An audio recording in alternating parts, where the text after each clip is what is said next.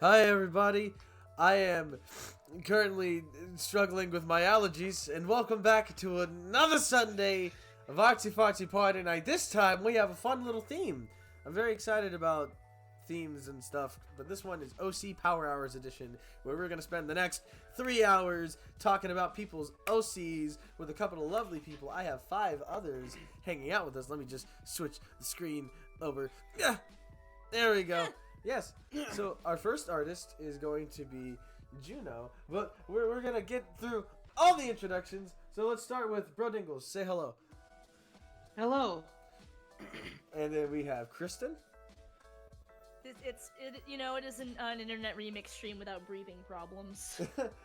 Yeah. Then we have Alex. Alex, say hello. Hello, it's oh my god, I'm at an artsy fartsy party night. What the fuck is this? Ah! And then we have Juno. Hello, it's me, Builder Mario. Kill every last one of them. Oh no! Oh, it's just, Scott, you better take us out of here with your introduction.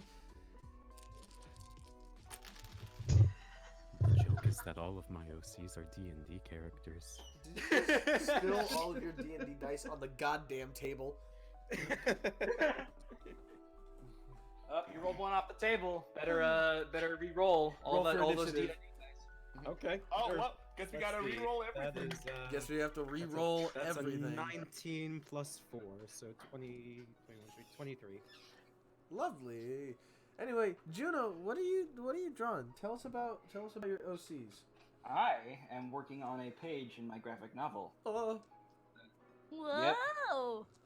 Yeah. So, it's hard for me to talk and draw at the same time, but I'm going to try my best here before I get started. So basically, my OCs, Jay and Kang and Ria Nakagawa are lesbians, and they're in love with each other. And yeah, the comic focuses on Jane's story, and it has a lot to do with Korean mythology, which isn't super apparent from all the art that I've been posting, because mostly I've been focusing on the character interactions between the main character and her love interest, which In your is defense, lesbians are very good. yes, it's true. But in any case, in any case, the whole point of the story is for Jane to save the the Reaper God, so that souls can move on to the afterlife instead of being trapped on the earth forever.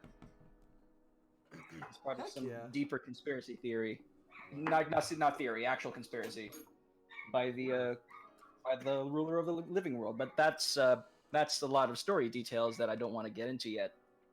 For now, I'm just gonna do the date scene. Juno, dude, it's okay. It's just a theory. Stop it. A game Stop. theory. Get that out I of here. can't believe the ancient Korean deity Pepe Sylvia is here trying to keep all the souls from passing on to the next life. Christ. I don't think Christ is Korean, but okay. Not with that Might as well be. There are a Depends lot on of who you Catholic ask. Koreans out there. I mean, I haven't practiced for a long time, so. So could you remind me again what the name of the graphic novel is? Juno? Sorry, I'm writing it down. Oh, I see. American Mudam, Nice. because that's what Jane is. Shaman. That's very cool. Jane is a shaman? Holy shit. Yes. Yeah. Yeah. Nice. That's why she's bound to the Death God, who looks like a little girl in a not a red cloak, a purple cloak. Oh, neat. Ooh. I'm That's interested. basically what she looks like. There she No, hold on. Her eyes are glowing, so they're kind of like this.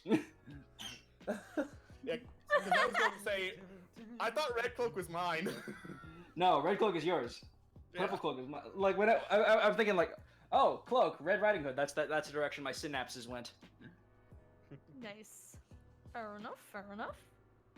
Look at them panels. Yeah. I feel like I should be collecting questions from the chat about your OCs. Are you okay to answer them if asked, or? I am okay to answer them if asked. All right. Cool. Also, are we sharing screens or? Yeah, it's pinned in call the live streaming screen share. Okay, I'm looking, but I don't see anything. It's Pinned in call. pinned. Yeah, I know. I looked There at should be a live It says live streaming screen share. Let me just grab it.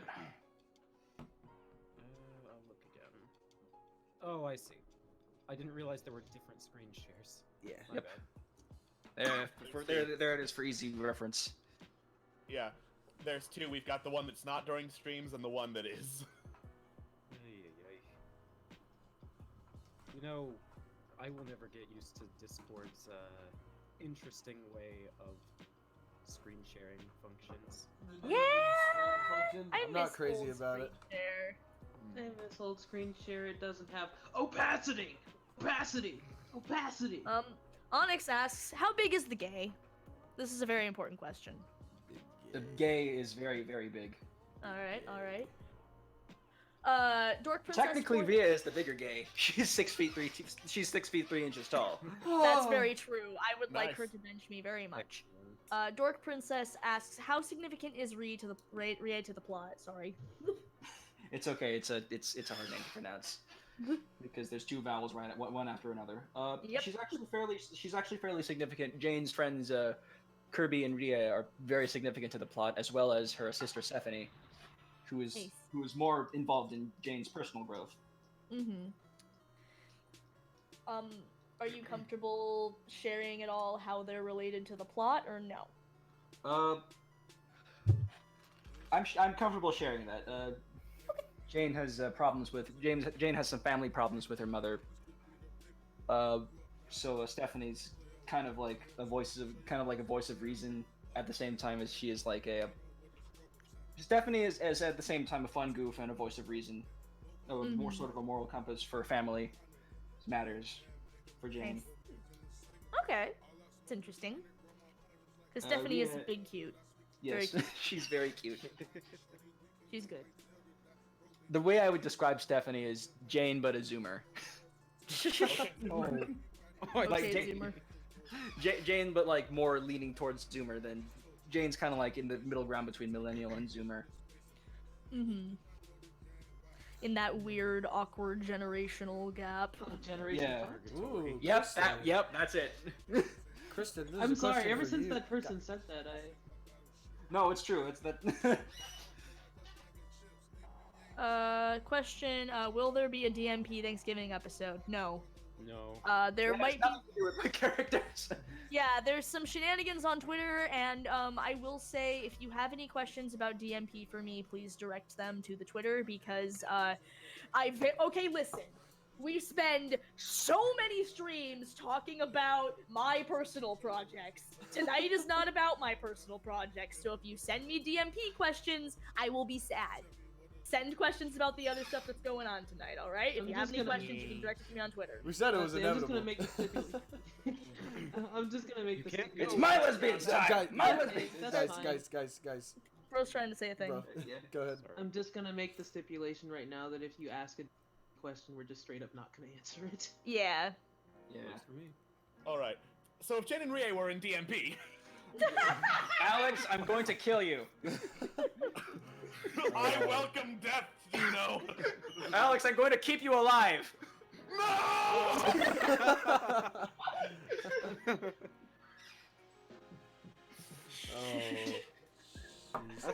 That's a fate much worse than death. Onyx and Roman, relevant question: how long has this graphic novel been in development? It's been in development for about a year and a half now.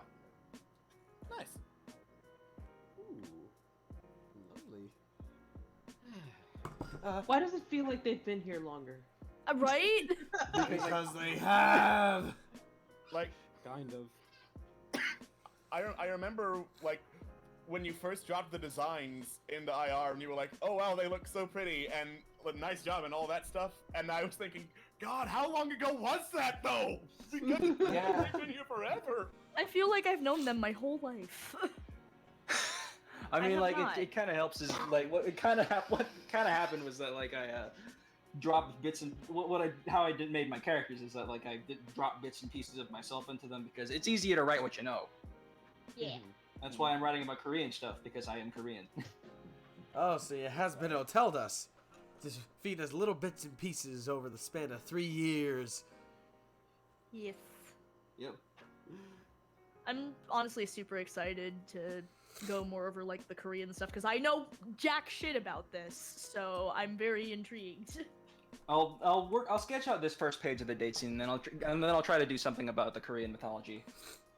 Yay! I only know what you have shared with us, and what I have seen is absolutely adorable. Aw.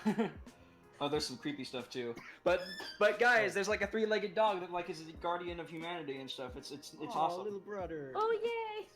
Little brother. Oh no. No. Little See, brother. little brother only has 2 legs. I thought little brother only had the one. No, yeah, little brother only had 1 Oh leg. shit, you're right. He's only had the one. Yeah. And then there's the... I switched out the 3 for the 1. Yeah. Little brother took the 1 leg, the samjoku, which is the 3-legged dog. Took the other 3. Oh no. You know why? Little brother. Little brother. I could power a small city with my whining. Oh, that's Thanks for Tenderfoot. looking up. That's Tenderfoot. I probably could. Question was, do we get to know the Reaper's girl's name, or is that spoilers? The what? Reaper girl's name? The Reaper Reaper. that Jane's the shaman for. Yeah. First of all, the Reaper is not Jane is not the shaman for the Reaper. The Reaper's name is Kangnim. He is the Korean god of death. He is the one who actually reaps the souls. Pari Degu. I'm gonna put her name down. Okay. Okay. Is the Korean goddess of death. She is the personification of the. She's basically like the Charon to the Gangnim's Thanatos, if that makes more sense, because I know you all are Western people. You didn't have to call me out so hard, Juno. I'll have you know I'm on the West Coast. Yes, you are on the West I'm Coast, about which as is west Western. as West can be. Which on the which I think kind of leads into this next question from Farens. Will the story explain the Korean culture for people unfamiliar, or will it be there for us to do our own research? There will be explanations of some of the major myths, like the myth of Paritegu and the myth of Gangnim. Other myths will crop up, like the myth of Chukshin, which, if you remember from Working Week, if any of you read Working Week, Nokti Sengen, which is who later becomes the Munshin, the door god. Actually, back when he was Nokti Sengen, outsmarted and led to the death of the girl who would eventually become Chukshin, the toilet goddess. She's a lot more serious and dangerous than like the name would let on. Like, she can kill you with her hair. Wikipedia is really bad about about letting you know that, oh, it's actually really bad. Yeah, that's what happens if you touch Chukshin's hair. She kills you. Oh dear. She's coming out of a toilet. That's interesting, I think. Yeah. She actually gets more relevant in the second book, but my primary concern right now is with the first book. So yeah. Right. Churro asks, how did you come up with 9 lesbians designs? Any inspirations? Yes, actually. Jane's design was actually based off of like a lot of Korean my thoughts about Korea, like my perceptions of Korean fashion, and she's actually partially based on bits and pieces of me, my sister, and my cousins, and my older cousins. And the idea was to make her like the most make her sort of conventionally attractive bless you. Thank you. I'm sorry. It's okay. The idea was to make her kind of conventionally attractive in terms of like the Korean sphere of like fashion and whatnot, but at the same time make her part of the LGBT community, so make her a lesbian. Rie was the reason I designed her was because I wanted to subvert the trope of like this small submissive Asian lady. So I made her like literally the opposite, like this big jock The most strong woman. Yeah, probably the most strong woman I would ever see in my life. I But love like her. also, yeah, but also make her like a really sweet and tender to counteract other stereotypes about strong women just being like overbearing and mean, which they aren't, not necessarily. Mm-mm. I'm a real sucker for like big strong who is also a teddy bear. Just the best. No wonder you want her to bench you so bad. How can I not? Exactly. Not to bring up like the surrogate like uncles here, but like fucking Gun. Yeah, yeah. No, bring up all the surrogate uncles. Bring up the surrogate uncles all you want, bro. I want to talk about your gay spies too, because actually, fun fact: Jane is Korean, Ria is Japanese American. She's a Yonsei, fourth generation. And it's so Juno and I were talking, and Gun, my character, is both Korean and Japanese, and he like looks at them and like grabs their hands, and it's just like, don't ever question this.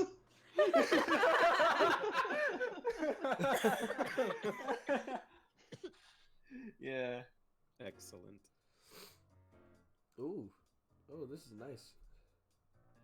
Listen, baby. Ain't no mount. No. Oh fuck. I mean, that's what I immediately thought of. I have no idea what this is. It just sounds nice. Heck don't if what it I is. know. I agree. What a nice It's vibe. no copyright lo-fi. Hello, It no, might say that.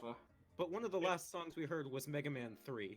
No copyright lo-fi. As long as we Well, just that's because continue to talk Capcom's not like gonna it. come for your throat for a lo-fi remix of what song was it, Scott? The title theme for Mega Man 3. Of the remix of a lo-fi remix of the title theme from Mega Man 3. I hope not. I mean, hey, Nintendo hasn't come for my throat yet. Nintendo's been a lot nicer to me. Nintendo's been a lot nicer to all of us. Thank you, Miyamoto-san. Thank you, Douglas Bowser. Thank you, Douglas Bowser. Thank you, Why Bowser. not release all my music unto the world? That way, like, maybe, I don't know, you could trade a couple of princesses for it. I mean, just kidding. Sold! Unless.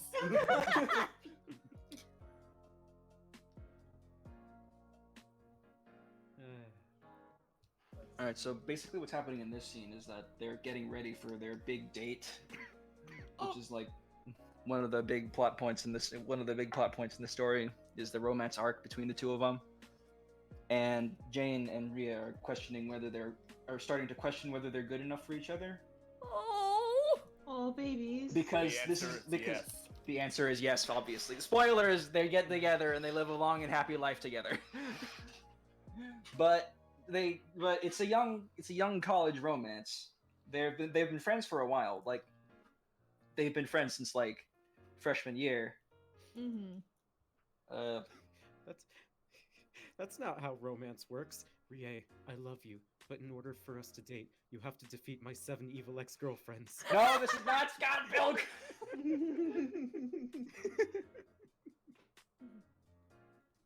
Yes.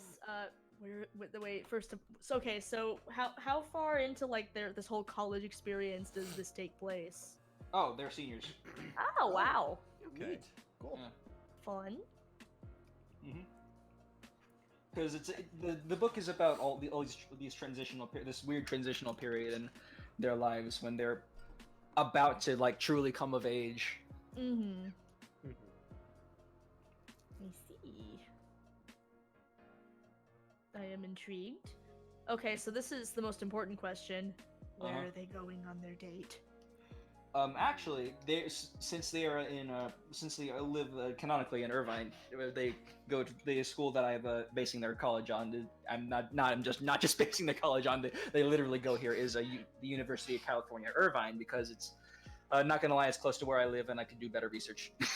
on it. I mean, hey, work with what you got. Yeah. I have a few friends that are currently going to UC Irvine. Oh, That's really? cool. Yeah. Nice. And I had to come back and do a little bit of rewriting because Actually, you see, Irvine has some pretty good resources on Korean culture. They have like an entire section of the library of their library dedicated to Korean culture and history and everything. So Nice. yeah, Shit, I nice. first of all I took a visit down there. I made sure to take a picture of the library because there's a scene that takes place in the UCI library.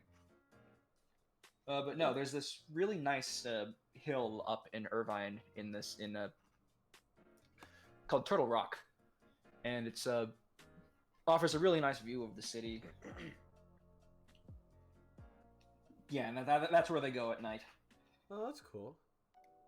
Yeah. Mm-hmm. Before that, they go to Woodbridge, which is another part of Irvine, and they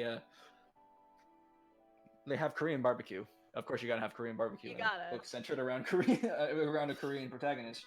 You gotta. It's almost unheard of not to. And then they go on a walk on the lake. And like the major details of this, I'll leave. Since this book is currently in development, I'll leave a little bit vague. But they do come up against some trouble with homophobia while they're out on their walk. They take care of it, and they kind of ends up being a double date because since there's another gay couple out there. Oh. They are the elder they are the elder lesbians. The proto lesbians. We are the elder lesbians. We are the elder lesbians. We shall take you in our custody. Come with us. We'll bring you or there into the will be lesbian. trouble.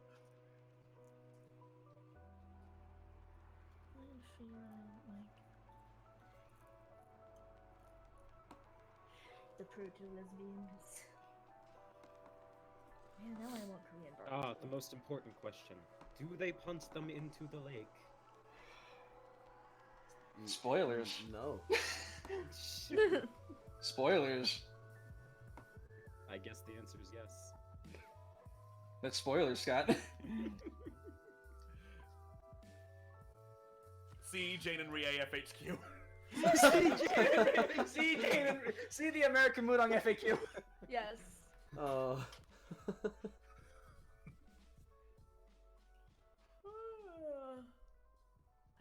I want to know so many things, but I am unsure of like where to even begin on asking. There's so much good shit here. So much good. Juno, is the train spoilers? The train is not spoilers. Talk about the train. Alright, I'll talk about the train then. Alright, so the underworld is a little bit behind the modern world in terms of technology, despite the number of people that die every day. Ah.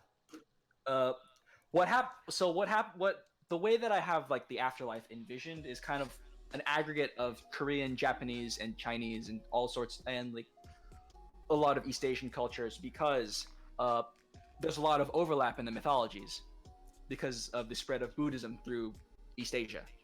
Mm-hmm.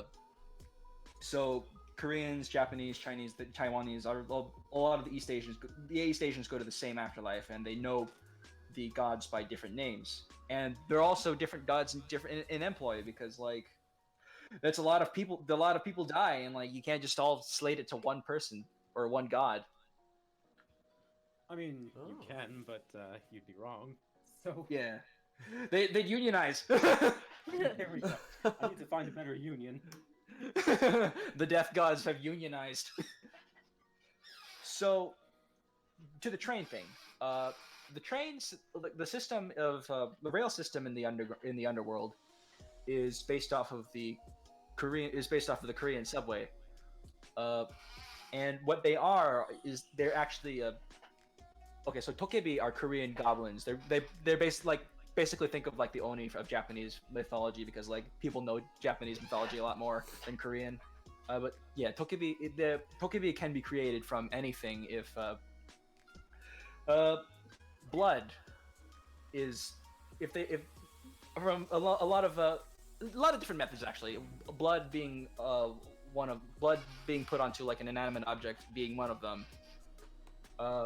In the case of the trains, they are tokebi that are like working as the rail transport system in the underworld. Monsters in like Yokwe, which is the Korean term for monsters, is they kind of exist in both the spirit plane and the mortal plane.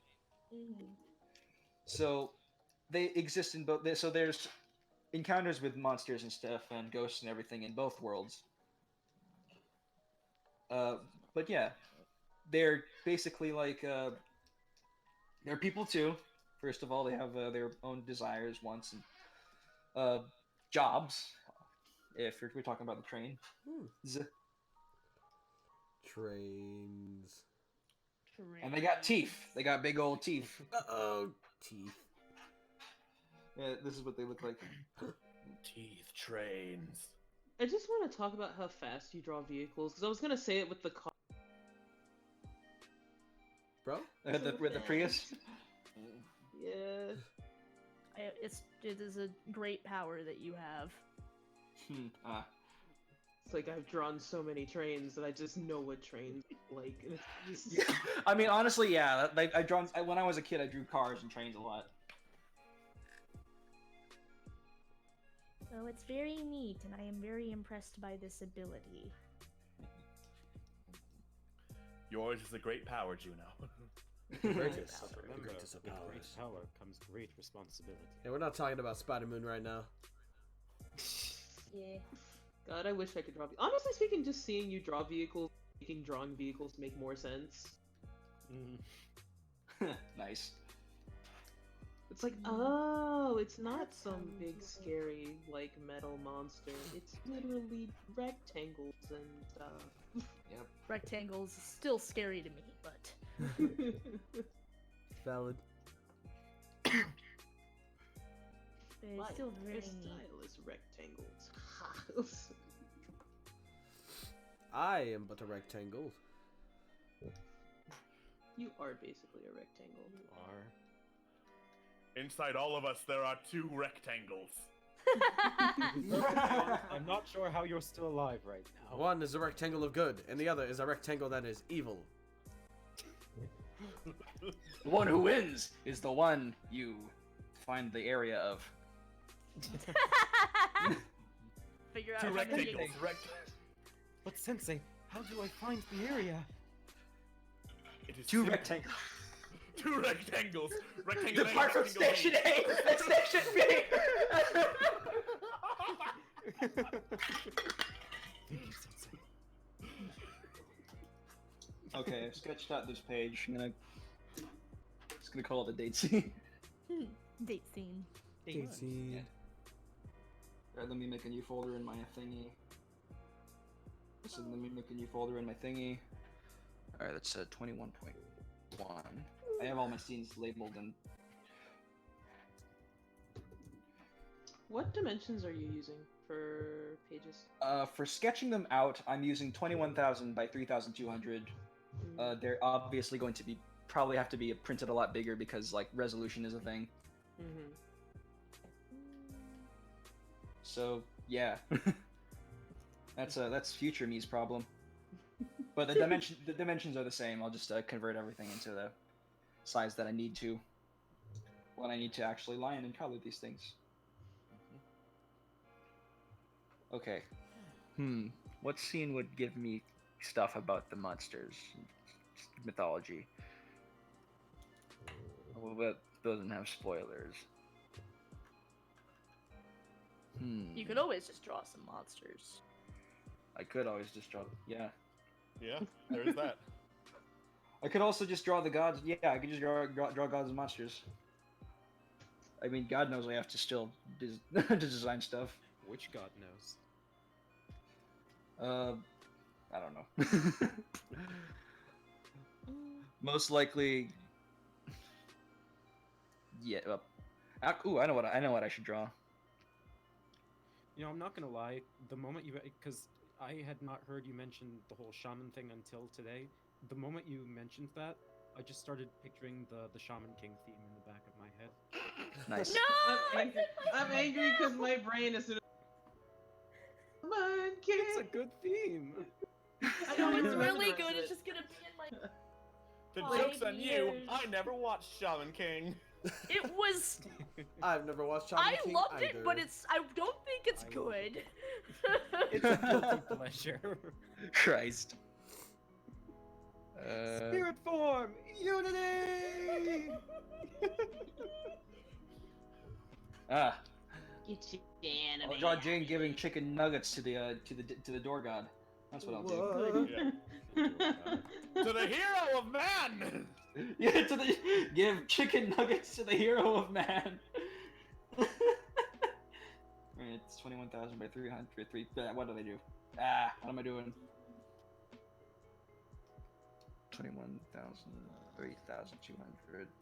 And 1! That's a very big canvas. Ooh. And one. Okay. Where does he come up? The nuggies, here they are. The nuggies. The nugs. The nugger. What? God damn it. Alright. What does an apartment door look like?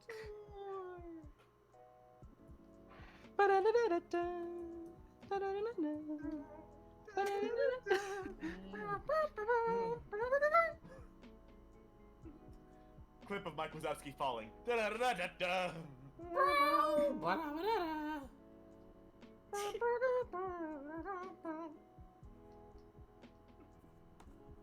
Why is everyone's mom bringing them food in the chat? My God!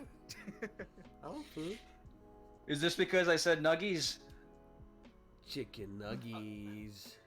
I mean, some of it's chicken nuggies, but then I saw like pint of Baskin Robbins ice cream before that, Huh. and I'm like, did the ice cream summon the nuggies, perhaps?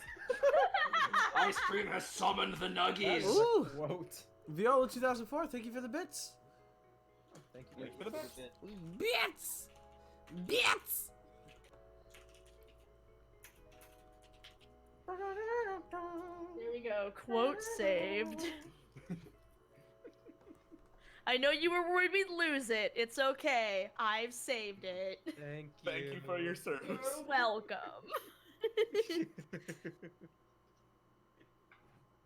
You are doing God's work. Many people would disagree with you, but it's okay. Yeah, well, I fuck want them. nuggies now. So the idea about Munchin is that he appears on that his face appears on both sides of the door, so that he can talk to people without causing them to have to go, because he's the guardian of the front door. But like, what good is a guardian if he's gonna just like stop you from going into the door? Period. If of your own house. Period. Mhm. So he doesn't block the door. That's good. No. Nudikabe will appear in the book someday, but not today. So which one tells the truth and which one lies? I'm gonna go ahead and guess Nurikabe lies. Yeah, Nudikabe lies. He just lies there without moving, and it stops you from going anywhere.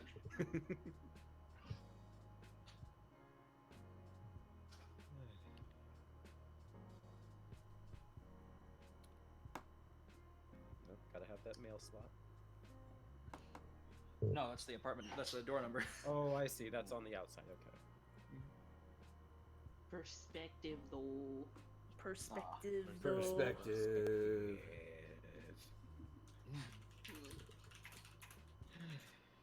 The heck is a perspective? I thought the world just existed from flat, plane, 3/4 view, facing to the left. Flat plane, 3/4 view, facing Wait, the is left. that not what the Earth is? I Just didn't the ask you to flat call me out, plane Alex. of existence? Yep. I draw things facing the right sometimes.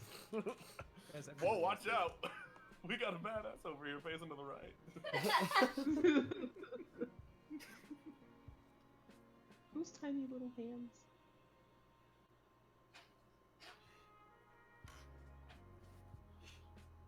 No, I'm not gonna do the flat Earth dinosaurs thing.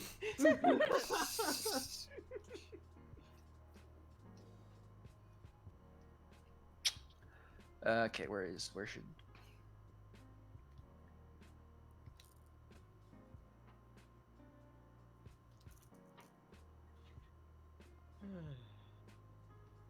So yeah. I finally figured out how to draw James' hair in a three-dimensional space, so that's nice. That's Awesome. always good. Yeah. How do you get the swoop? How do you get the swoop in a three-dimensional space? Don't Turns know. out doing a turnaround really helps. You have to think about that. Yeah. Finally, Jane is broken free from the flat plane 3/4 of you facing to the left. Yep. Now she can face to the right. Wow! That's a power few cartoon characters ever manage. Stares at mouse. Stares at what? Stares at mouse. Right? Stares at mouse. Stares at my own hands. Why do you betray me? Hey, you could draw me from a different angle. Yeah, but you look so good from this You one. just but, look so good from this one. You just need to never turn around. That's easy, right? I forgot that they were I can specifically move the dino camera nuggets. before I will. What? Why is? Aren't they all? Isn't she supposed to be a lot shorter than him? She's standing on a box. We're really into boxes recently. Yeah. It actually just reminds me of this, and this is relevant. It just reminds me of this power up I see in the Binding of Isaac, where as long as you keep facing one direction, your shots will always increase fire rate. And I'm just picturing this guy just always facing this one direction, trying to find his target. It's just like, don't worry, I'll find you eventually. I want nuggies. I'm so upset. They're Yay, dinosaur dinosaur shaped. nuggies. They're I've never had specifically the dinosaur dino shaped nugget. Yep. Loved those as a I've never had dino-shaped nuggies. This I was have just- had them. It's a good time. How do you even manage to make them dino-shaped? That's Molds. Ah, Yeah, you gotta mold the chicken. Okay, Juno, you Mold the have chicken. 15 minutes. Excellent. That should give me enough time to draw Jane handing these nuggies to the door. Cause like the joke is like that. So the book establishes that the ritual to summon the door god requires sacrificing a rooster, and Jane's like, "Will chicken nuggets work?" Because obviously she's a college student in 2018. This book takes place in 2018 because that's when I wrote it, and that's when most of the references will be relevant, and memes will be relevant. Hmm. So it's just like, Gotta say, the way you muttered that just really sold Will it. chicken nuggets work? Yeah. Will chicken nuggets work? They shall.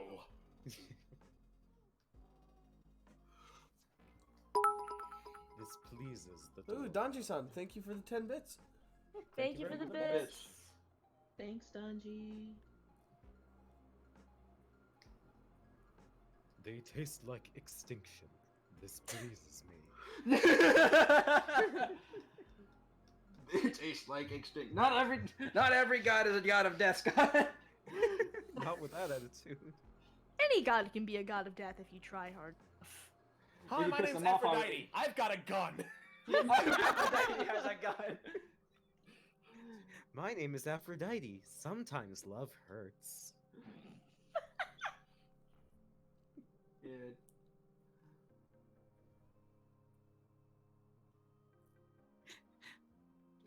What was Look it? at her with her Dionysus, god of stylish wine? ripped jeans. Grapevines? Ow. He has die in his name for a reason. There we go. No, Dionysus will fuck you up. Yep, he will. Just imagine the moment when Ares is gonna end up being the only sensible god of the bunch, or Hades. I mean, Hades is already kind of the most sensible god of the bunch. Yeah. Hades is already kind of sensible. Like, not talking about how he and Persephone met, because in the original that's a big pile of yikes, but other than that, Hades is kind of cool. He's chill compared to everyone else. He mellowed out. Guys, the human birth-death ratio is insane as it is. Please stop sending people my way. Like, Bless you. Thank you. the fact of it is, Hades and Persephone basically rule the underworld as equals, which was unheard of in classical mythology. Yep. Ares, on the other hand, is a bastard. There we Yep. go. Aries. Is that a Roomba? Yes, it is a Roomba. Not one. The Roomba also happens to be a Tokebi. Oh. Bless you. Thank you. Bless you. I'm so sorry. This is just gonna keep happening. I can't Jane stop kind it. of has to Jane kind of has to babysit this Roomba Tokebi for the entire book.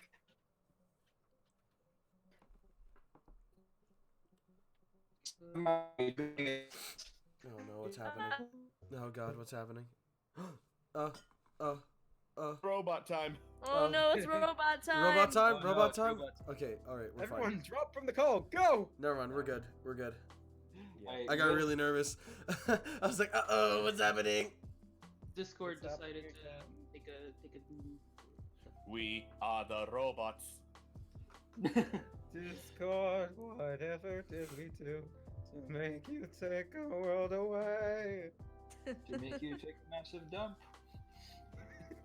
You existed. You talked Now about perish. classical. You talked about classical Greek mythology when we're talking about Korean. Oh my God! Wow. Okay, I see how it is, Alex. All right, I Imperial. have to end this whole world's career.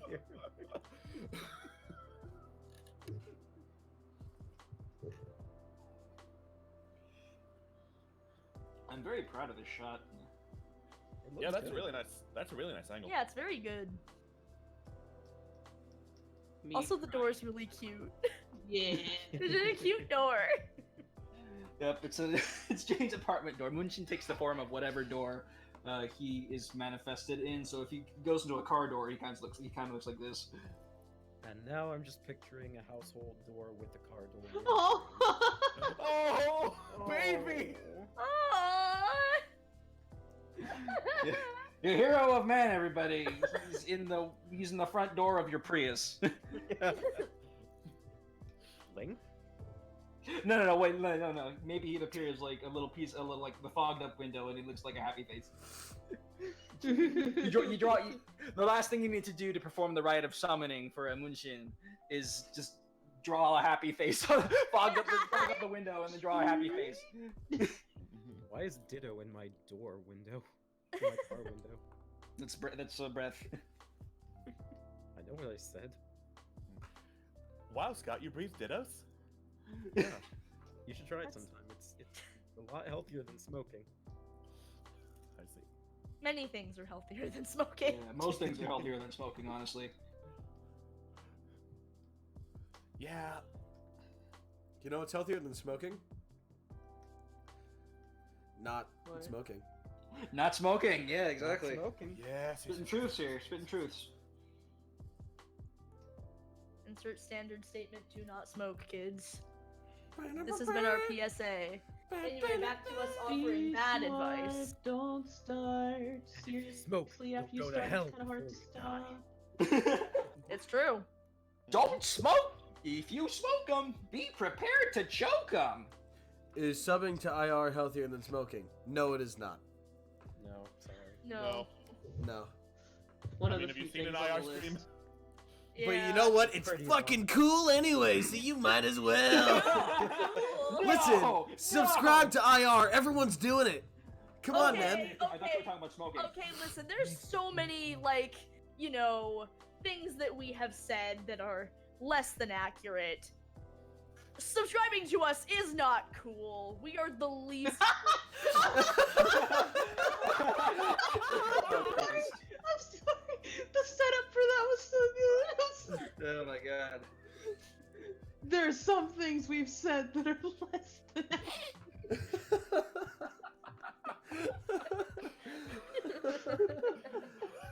Oh, jeez Louise. I'm glad I could entertain.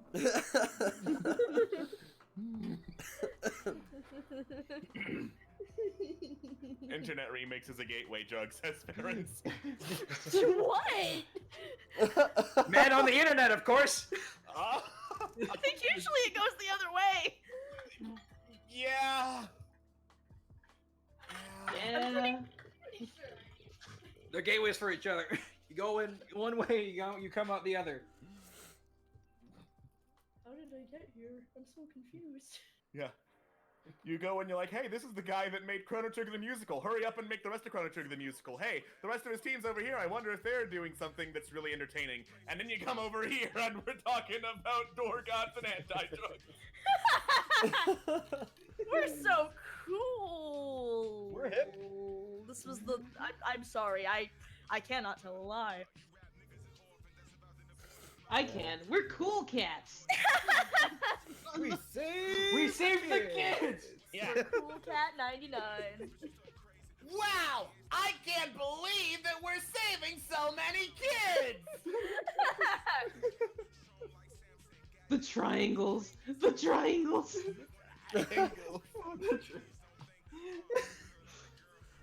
Juno, you have 5 minutes. Okay, cool. You did not have the reaction that I was hoping that you would, and I'm disappointed. Listen, I'm trying to have an entirely, Murder God free session. I didn't even have to say it. I didn't even realize what you were doing. I'm gonna be.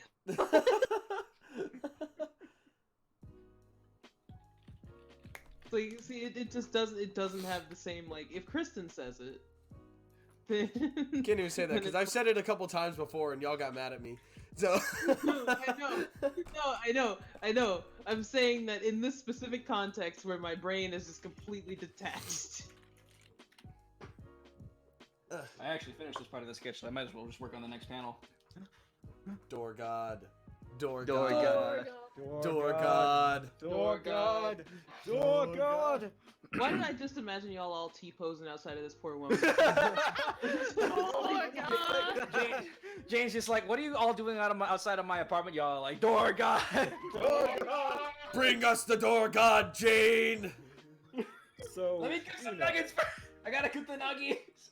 I gotta get the nuggies So first. Juno, when we do our next Pokemon Showdown stream, you know who we have to add to the team next. Door God. Door God. Door God. Oh God. Just saying. Yeah. The ultimate showdown. Dear God versus Door God. Oh God. No. Dear God? Come forth, Door God. We have brought nuggies. We have brought Nucky. Behold our nuggies! Behold my nuggies. The nuggies. The Nuggies. Your Tyranitar ain't got shit on me. Okay. Door God. Oh my God. Our doors and our. I was just about to do it. Doors forever adored.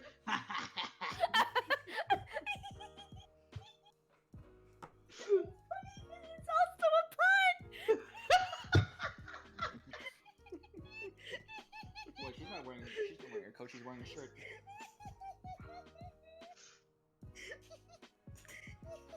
I'm sorry, it's not that funny. Why is it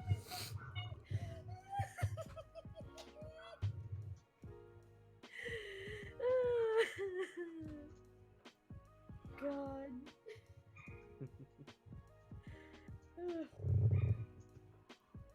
Jane is a good. Jane is a good. Jane's a very good. I really appreciate that you can like establish like her hairstyle like with just like a couple Yeah, lines. it's just like. Yep, you did it. That's She Jane. is. That's Yes. it! If I want to be a little bit crazy, I could go like. There. Whoa! That's what she's Whoa! wearing.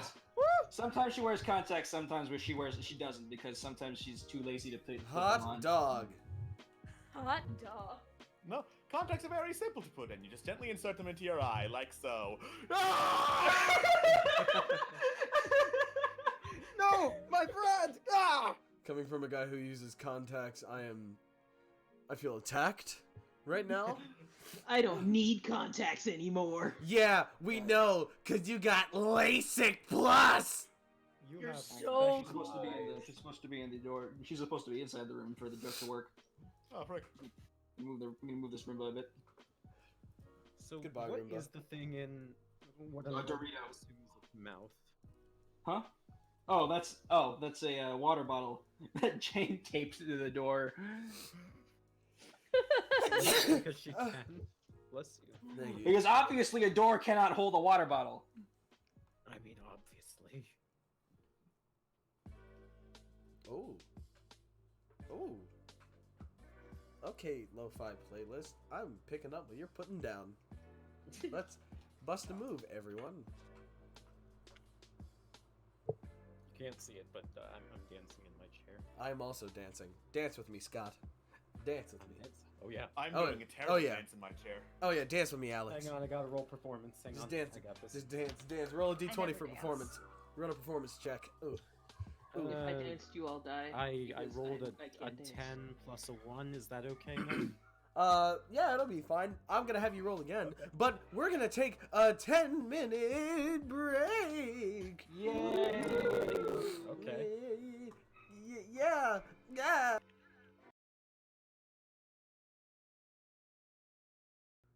Hi guys, welcome back. My allergies. Oh god. Allergies have not let up for all fucking day. Anyway, Dingles, what are you drawing? I don't know. You have to ask God. Scott, what is Dingles drawing? Bro is drawing one of my OCs, and by OCs I mean my D&D characters. Oh, He's that's drawing neat. Azalea Lithos, the mother of my character Malifane. Oh, neat. Yay. Let's see. So, I actually came up with the idea for Azalea. Well, okay, so I had the idea for Azalea while I was creating Malifane's story. She's the mercenary veteran mother of his who taught him how to use the sword and gave him the one that he wields, Crescent Blade. By the way, that reference that bro is using was made by Kikyo, so give her lots of love. Very nice. Is that Rule 63 Navarre? You know, it's funny, when I was thinking of the design, I was looking at a few different Fire Emblem characters, and one of the ones that I saw was Severa, or Selena. Whatever. So, yeah, that's the same difference. But I wanted this character that, I don't know, was kind of had this no-nonsense attitude about her work, but was also very, very caring, in just with her family. She has a lot of traits. When I was doing some research on her, I also kind of looked at azalea flowers as a whole. It's actually kind of funny how much I've taken from this. It's actually also a little bit sad. Let me pull up the references that I use just to give an example. So just as an example, so yeah, for reference, one of the things that I learned while I was looking up the flower is that in addition to being known for their beauty, the flower is also very toxic.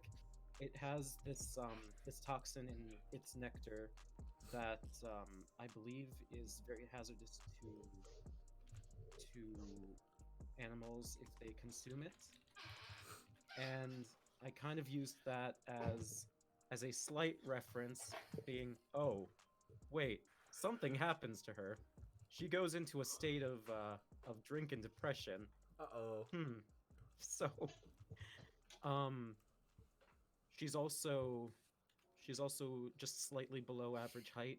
She's about 5'3", and the thing about that is that azaleas, in comparison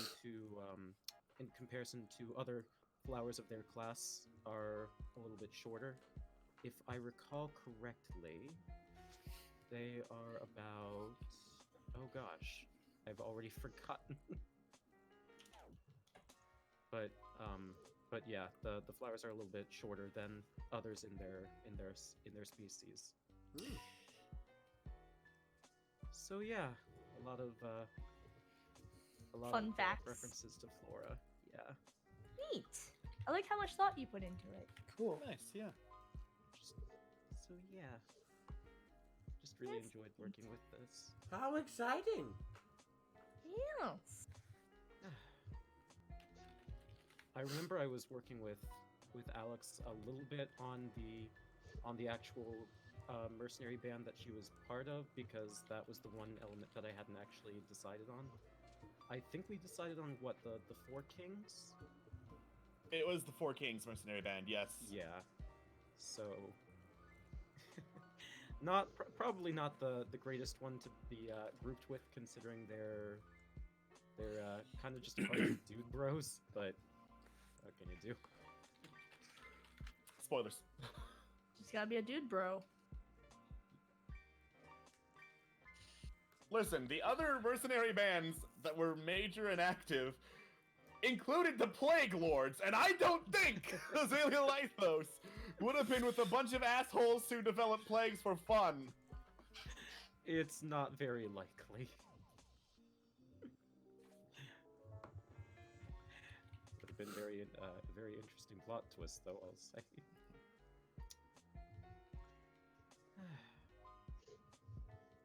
I But love yeah. drawing swords.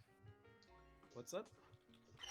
I love drawing action poses without a reference because I didn't know what I was gonna draw until so now I'm trying to like figure out. I don't really have that many art references of her, because I Not of can't. her. I mean of The like pose. pose. So I'm trying to remember how people fight, like off the cuff.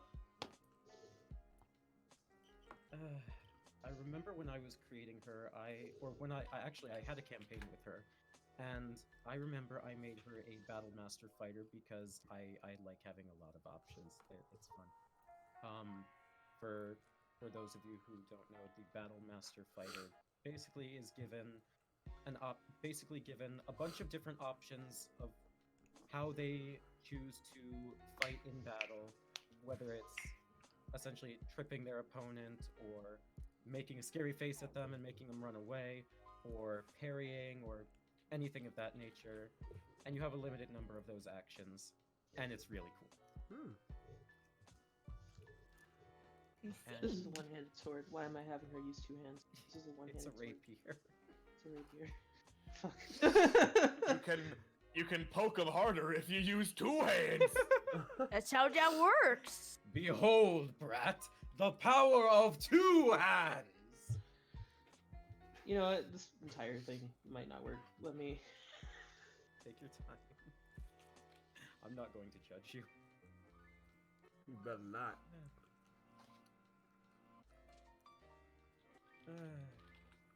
God. You guys just have that one D&D character that you probably have more fun creating the NPC for than you do the actual character sometimes. I have two D&D characters.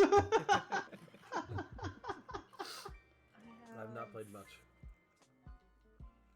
Yeah, I think I have 5 D&D characters. I'm a DM, so abstain. Listen, I ask because I'm a terrible talker, so please take over someone, please. No, I understand. I understand. So I'm art is trying- hard, and I'm trying to think about like what Oh, questions to ask. Because questions are good. What I should have done is I should have pulled up like, you know, one of those good OC. Oh yeah, questions, please. Yes. That was ideally the point of this. So oh, I could flip this body hang on, the just other way, and that would... let's see here. No, I don't want any of that stuff. I want like dumb shit. The juicy questions. The juice, you know, those important questions that you could ask just about anyone, really. Like, what flavor bath salts do they? Oh, wait. Bath Okay, would she like bath salts? That's an important question. Were bath salts actually invented? If bath salts were available to her, would she use them? In the comfy, put them in a bath sort of way, not in the drug way. Not in the it's actually crack, not crack, meth way. I did Crack! did that. Oh, bless you. Thank you. So, full disclosure, I don't actually know what bath salts are. Oh, they're basically just salts that you put in your bath. Yeah. Nice smells and colors. Sorry, just. So I don't know what bath salts are. Well, you see, there's salts that you put in your bath.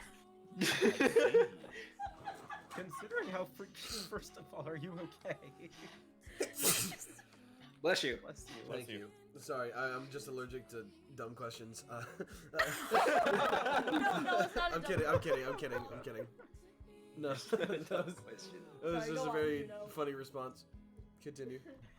I mean, considering how often she's out in the field, I mean, it wouldn't surprise me if she used them. That said, I don't know if they exist, so... Gotta get that all net. Gotta get that salty soak. It's this thing where it's like, you know, if you put them in the bath, they're supposed to help with things like muscle soreness. It can help make the bath smell nice. They're kind of basically before bath bombs were a thing. It was a common how to make your bath fancy. Bath salts. Ooh, fancy. These ones bubble smell baths like are still a lavender. Did someone say lavender? Okay, let's see here.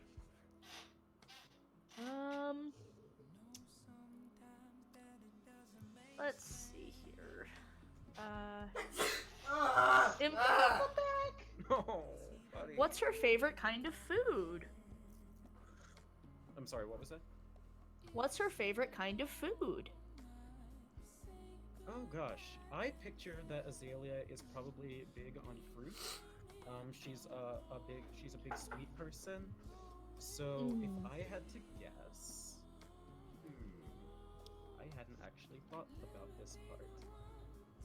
Durians, big smelly durians. I'm kidding. It's not. Oh god.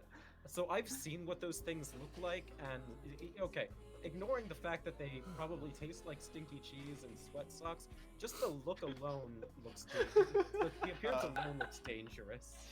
They do indeed taste like stinky cheese and sweatshops. And like last time I read, it was a crime to smuggle them because they smell so damn bad.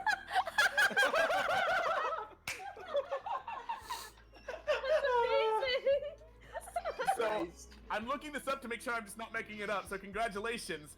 Durian Crimes is now in my Google search history.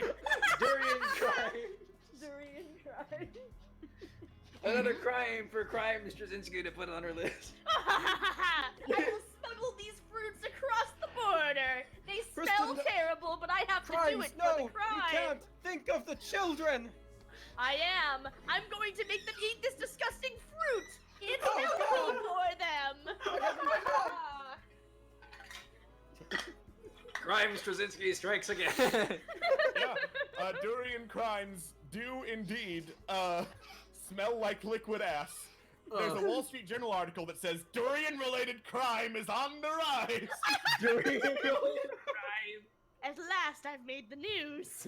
How much you want to bet at least one of those smugglers was a Florida man? Oh, I'm sure. I'm sure.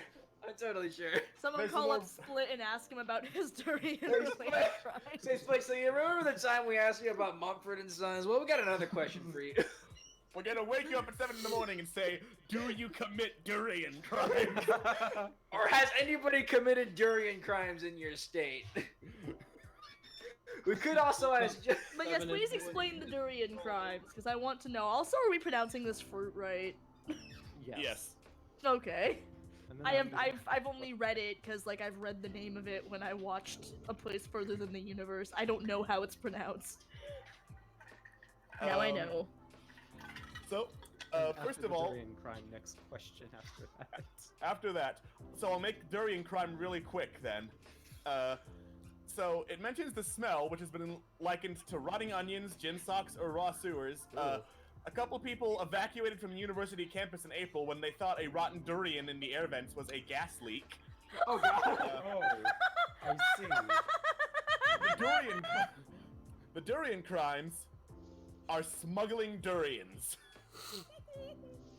I mean, like, Oh. first of all, you're not supposed to smuggle fruits because they might contaminate everything, but also durians, especially because they smell bad.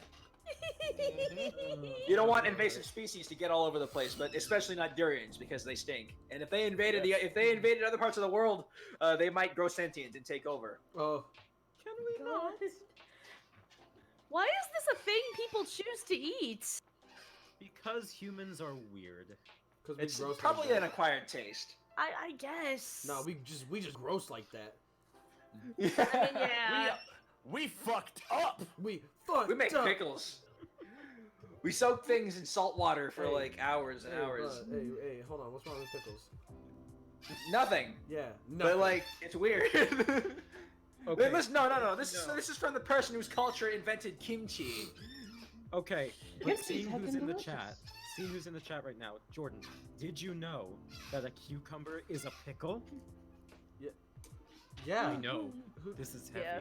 who This is doesn't? heavy This is stuff. fucking wild. It's deep. God damn it! Now I'm thinking of the fucking pickles at the convention. God damn it! Wait, hold on. Kristen, what about the pickles at the convention?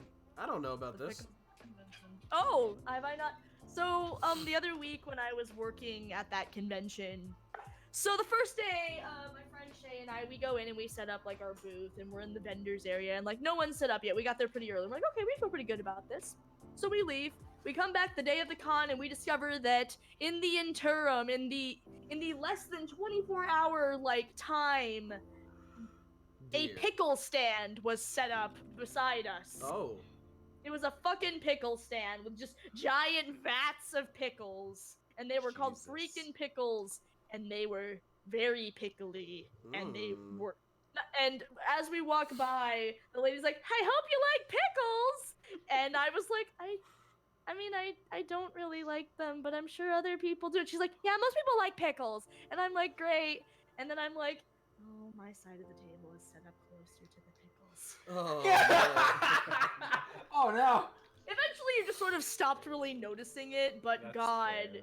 if I had $1 for every time I heard someone say, "I thought I smelled pickles," I would've made a third amount of Oh, money. people said it that many times. Hello. Yes, good now lord. I thought that I was, like, smelled pickles. Like, it's not like it was near like the food stalls or anything. It was like in the middle of like people selling fucking comic books and anime figurines and like plush toys. Hey, what else are they gonna eat while they're reading their comic books? Like the sheer Brilliant. anxiety I felt every time I saw a child holding like a dripping wet pickle and then like kind of wandering toward, you know, our booth with various paper items. I got a little stressed out, not gonna lie. They were really No one nice blames you. ladies.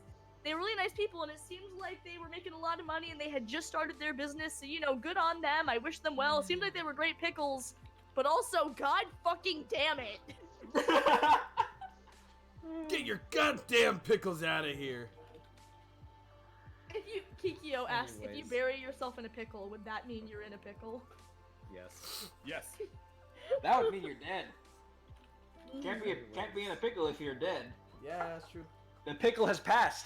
The danger has claimed you, but the danger is Yes. currently not ongoing for you because you are not there to perceive it. Mm-hmm. That's Anyways. a terrible idea, and I'm not gonna go through with it.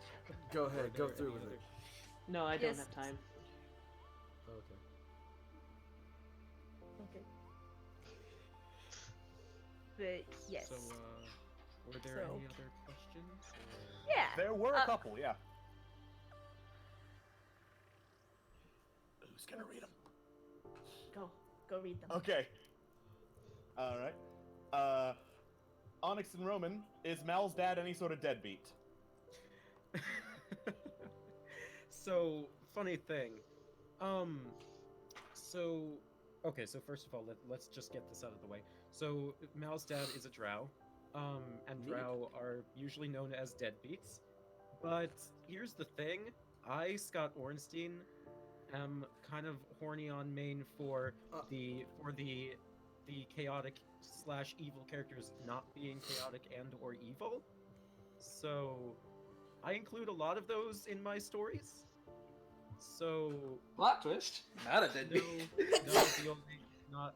Bless you. Thank you. Viole was not really a deadbeat. Actually, if anything, even if he was, Azalea's kind of the one who wears the pants in the family. Thing is that Bless you. Thank again, you. I'm sorry. thing is that Violet respects Azalea on account of how she respected him, despite his origins as a drow, and he also respects her go-getter attitude, while still maintaining that gentle presence at home. It's also worth remembering that in drow culture, usually the gender roles are kind of reversed down there in the Underdark, so, or rather for drow at least. Yeah. So, yeah. In a shocking turn of events, he was not a deadbeat. Yes. Nice. And then there were some above that, but I'm bad at counting things. So, okay. yeah. Queen asks, so Scott, the campaign you played Azalea in, what would you have done if she died? You can't see this, but I'm getting slowly closer to the microphone. Oh no. Slowly. Slowly. Get out. No, jokes aside, I probably would have just chalked it up to being, oh, just a dream. Because, you know, prequel, so. Yeah. I know it's a cop-out, but what Her else would I secret have done? child, I see. You're a wizard, Harry. I'm a what? Harry. You You are a wizard. You wizard Gandalf, says Anakin. What? What? Whoa. This sounds copyrighted. It does. Let's Whoa, skip oh. that. Let me get. If you ride with me, you can slide with me if you feel like. There we go.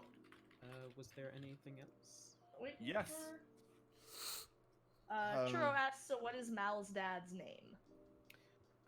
Mal's father's name is Violet, and I will type that in the chat. Cool. While you're doing that, Madam Zed, I have a question. If Azalea's 5'3", does that mean both of Mal's parents are shorter than he is? Yes, recessive genes are a thing.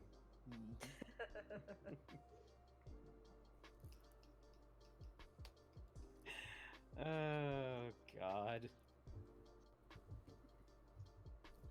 Alright, I'm skipping over the pickle and durian questions, because we've addressed those. Yes. You know what? If the two parents make it out alive, I'm officially making Violet's favorite food durian.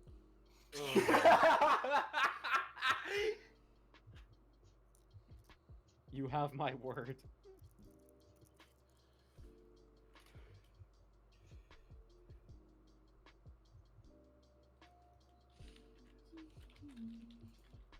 Let's see.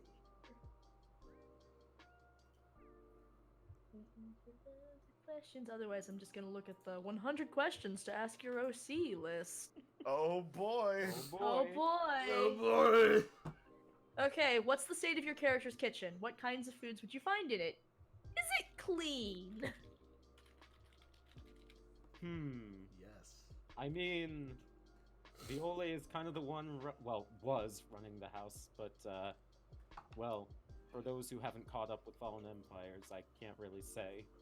So, everything's fine. Nothing's ruined. Okay, but what kind of foods were in the kitchen, and is she the sort that, like, keeps the kitchen clean, or is it, like...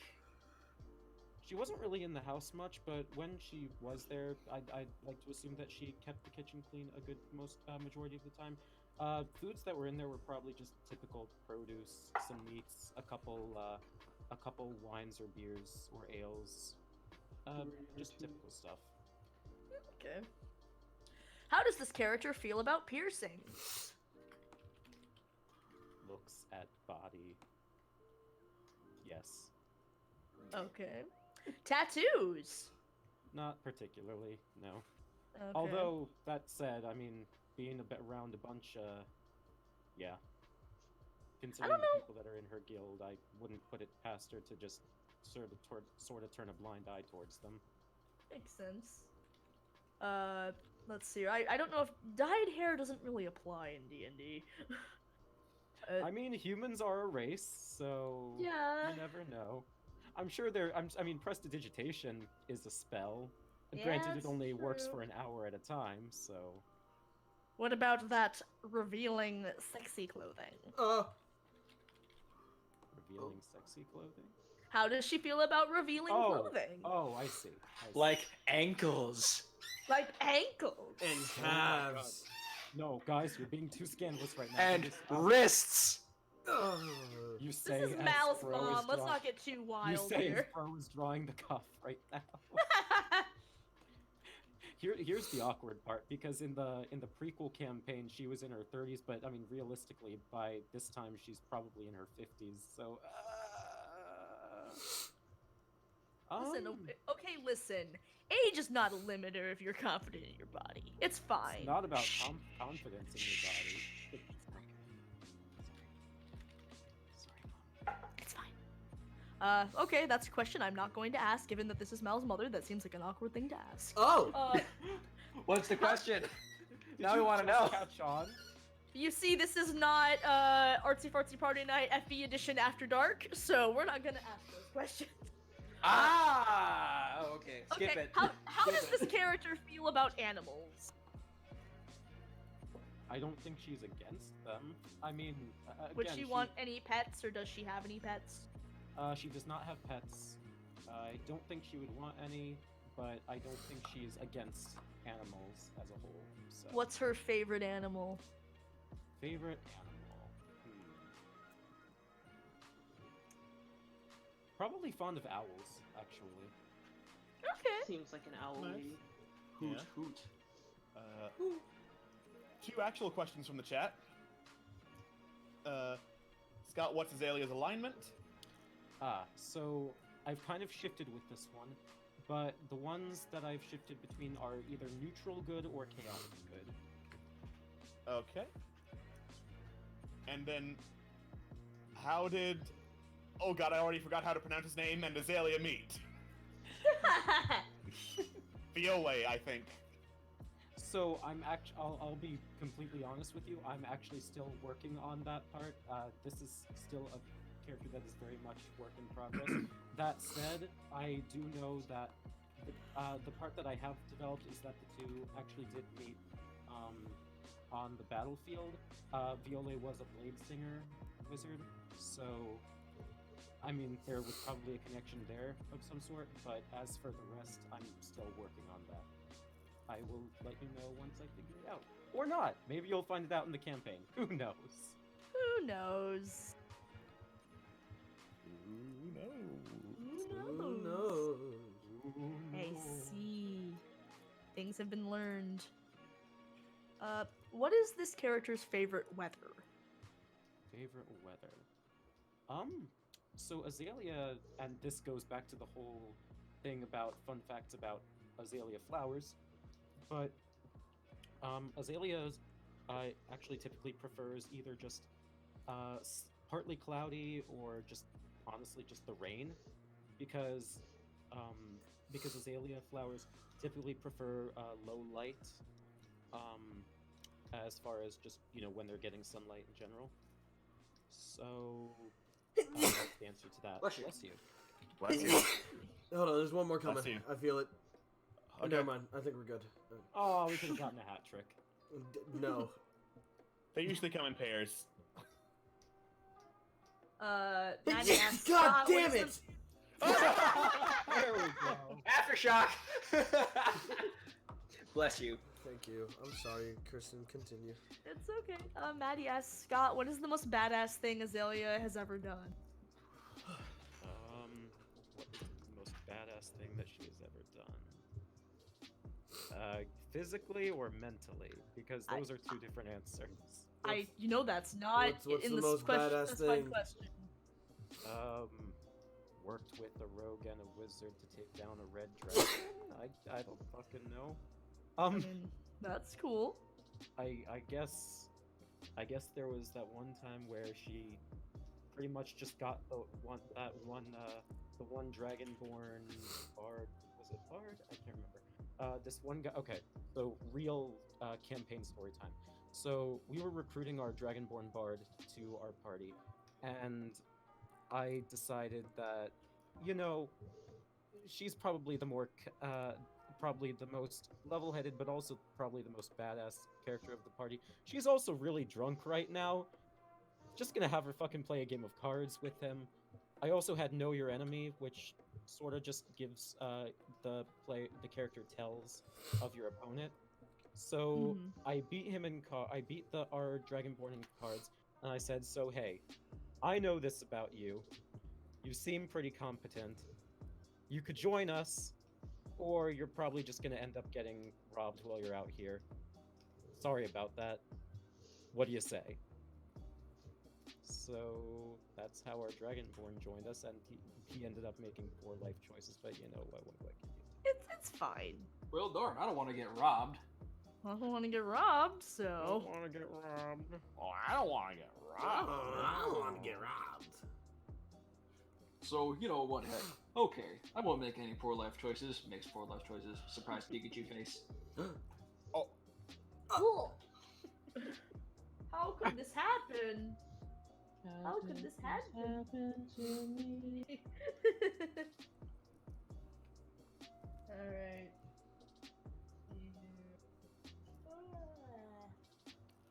Asking questions. I will say that Malphine probably got his more dexterous side from her because her dexterity is maxed out at 20. So Wow. that said, she has. Wow. That said, he definitely didn't get his smarts from her because her intelligence modifier is a 0. So Oof. It's fine. Gotta It's do not what her you turn gotta on the do. brain cell. it's not her turn on the brain cell. Does she only have one brain cell as opposed to 2 that she has to rub together?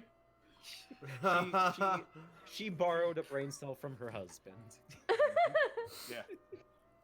Honey, can I but where borrow did the he- brain cell? I need the Of brain course, cell yeah. for work. But where did he get his love for smoke bombs? Where did he get his life for his life His for life Whoa. for Wow, smoke hello. bombs. Where did Malifane get his love for smoke bombs? I mean, here's the thing.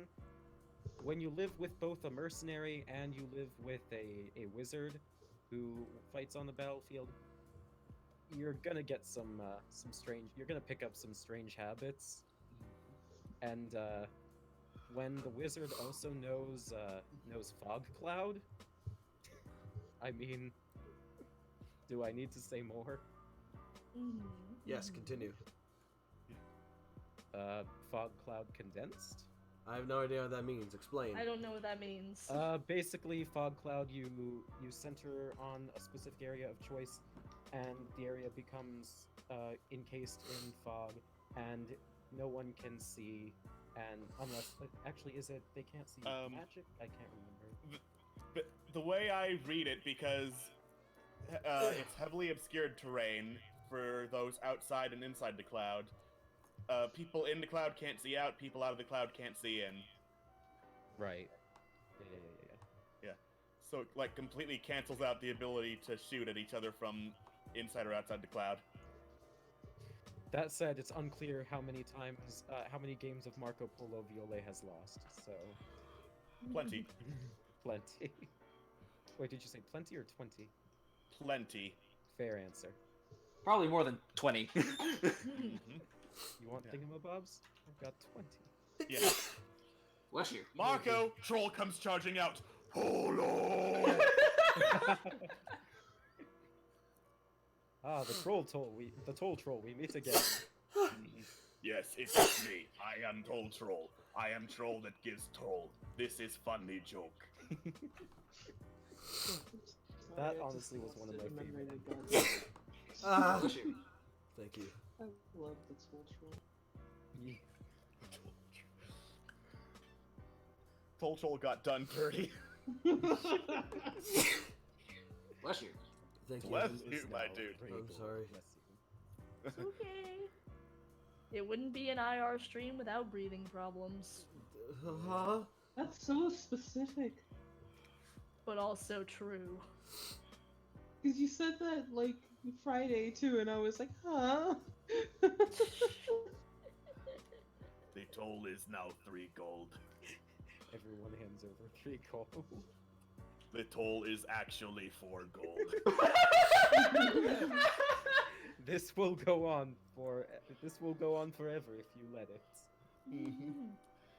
Fun fact, like many things in my D&D campaigns, that's a reference. I Now I'm see. curious. So there was an old point-and-click adventure game called Shadowgate. Yes. Yes. Okay. Yeah. So the long and the short of Shadowgate is it fucking hates you.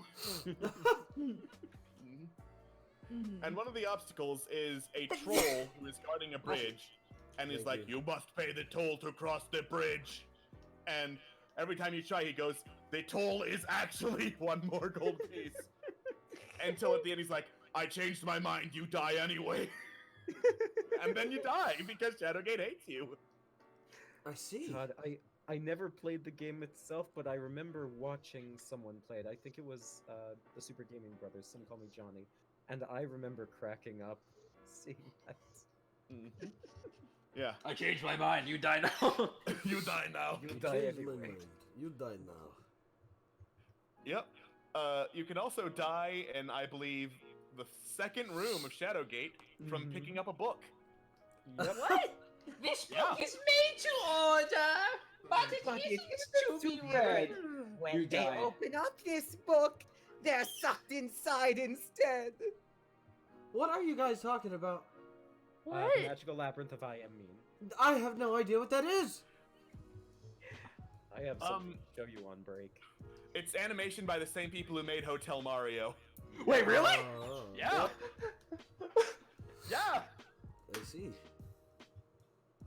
It was either the same people who made Hotel Mario, or assuming they're not the same people who made the Zelda CDI games. It looks better than the Zelda CDI games. I'm more inclined to say it's Hotel Mario. Now, it could be they learned from the Zelda games. Yeah, it could be. That all depends on which game came first.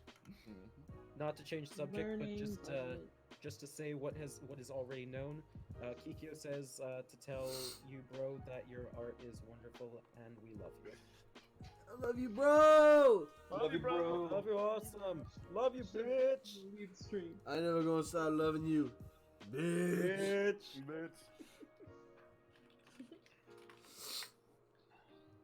Thank y'all. I love y'all too. Love you. Love you, bro.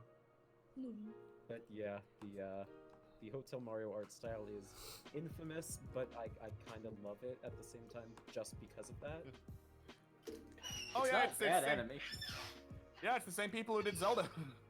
Oh my god. Why is it so much better than Zelda then? Am I on the line art layer? No, I am not. I was confused for a second. King Who's Harkinian. squeaking? Sorry, that's my chair. What is that? Are you doing jumping jacks on your chair? Jump No, jacks. my chair is just really, really squeaky. Oh, I see. Here it goes again. Yeah, they also did King's Quest 7. Oh, that's a very heavy jump in Yes. quality. No, they didn't do the sprite work for King's Quest 7. They did animation work for King's Quest 7. Oh. It's not a jump in quality at Okay. all. Now I understand. Now I understand. Oh, I get it now.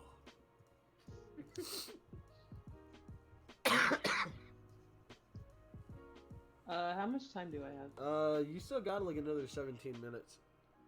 Seriously? Yeah, you got time. You got time. Looking really good, by the way. Uh-huh. I saw, I think someone was asking how Azalea had gotten her, like, Crimson Blade or something like that. Oh, the Crescent Blade. Crescent Blade, that was it. 'Cause they wrote Crimson, but I guess Crescent is probably the right thing. Right. Honestly, that's another thing that's kind of work in progress. I'd like to think one of two things. Either A, so I still haven't decided which tool she got from Student of War. If she got the Smith's tools, then that she either created it herself, she forged it herself, or she probably got it from a local smith and had it custom made. I haven't decided on that part yet. I see. But yeah. the reason I had it going back to Kikyo's comment, the reason I had it named that way was because when I was originally designing it, the hilt of the blade reminded me of a crescent moon. So I kind of just gave it that name based on that. Also, because Ruby binge at the time, so Crescent Rose was kind of on my mind. Fair enough. Well, that's neat. That's so neat. Queen says, if Azalea had managed to meet Quintessa before she started drinking, what would she have thought of her? Serious answer or a silly answer first? Let's do a serious first.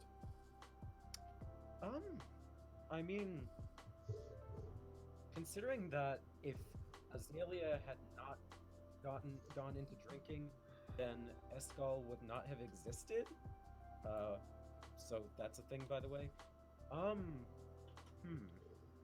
That's something I actually hadn't thought of, because Quintessa originally fell for Escal or Malifane.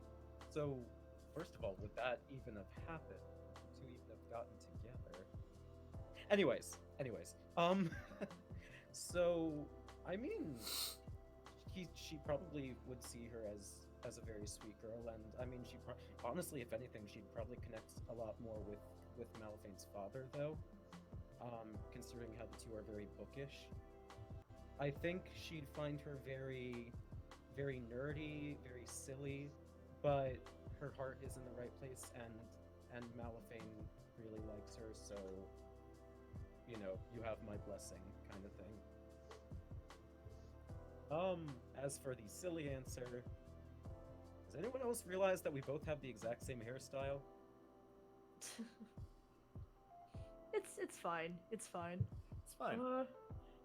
Okay, I'm gonna say it. She looks just like my mom. Is no one gonna talk about this?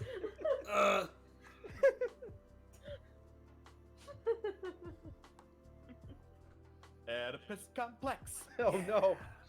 I was just thinking. Oh, Steven God. Universe. No, I didn't want to say it, but Yeah. Bold to assume I watched Steven Universe. Oh, I know you would. I knew you would not get the reference, but I'm just somebody gonna might. I'm just gonna say now, the IR extended universe flows far. you better not. Over and over and over and over and over. I'm gonna put her in front of a fire just because. Why not? That's right. Fire! Fire. Fireballs. That's right, I heard the story. Whap! G. We are in fear. Here. We are in fear. I can't. Here we are in fear. Steven Universe fear. Here we are.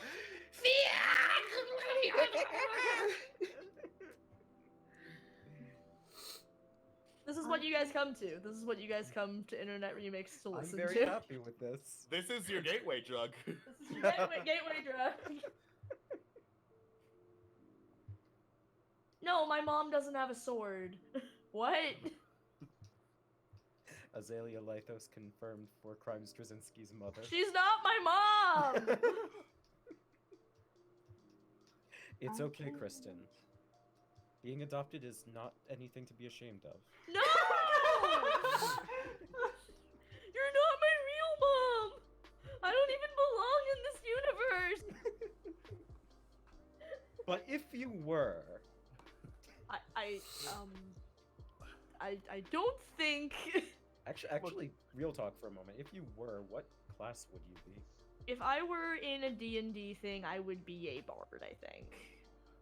You're asking a bunch of writers, artists, and actors what they would be, and are very surprised when the answer for 75% of us is bard. Yeah. I was gonna say, because I don't think I'd be a bard, actually. See, now I'm surprised. See, even if I were to, like, try to pretend I have super cool other skills, I can't imagine, like, it would have to be a charisma-based class, I know that.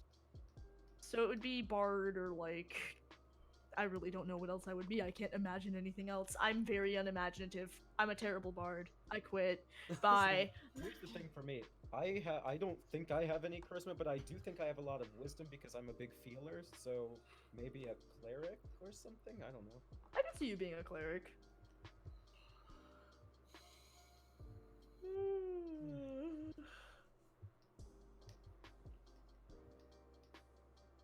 Fuck college. Ah yes, Man, because bards are college. the only characters who go to college. I went to college! I can't believe Plankton was a bard. It all makes You sense. can't fool me, Krabs! The Krabby Patty's secret formula will be mine after I play a little song! Surprisingly, You can't Plankton fool me, forgot that- Crabs. I went to college! Surprisingly, Plankton forgot that create food and water is a thing. Mm. Why would he need to create water?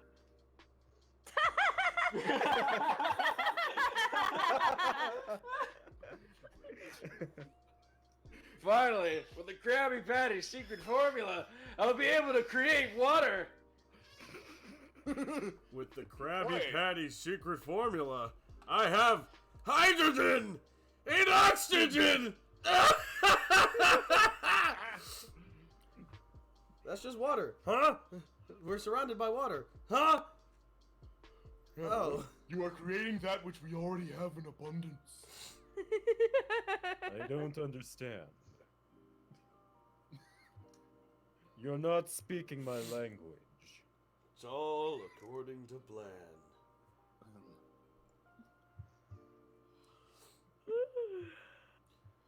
Bojangles, you got 9 minutes. When did you Ooh, I spend all love that that trying to sheen. Oh, get that's these nice. gradients? Gradients! Radiance. Gradients. Radiance. Hey, bro, what if you had one superpower? What would it probably be? Either. What part of baritone blur do you not understand? That's right, I would want the power of invisibility. Uh-oh! Gotta speed up! Darn, we're not gonna make it! Let's speed up! That tornado's carrying a car! Elise's train is, uh-oh! Gotta speed up!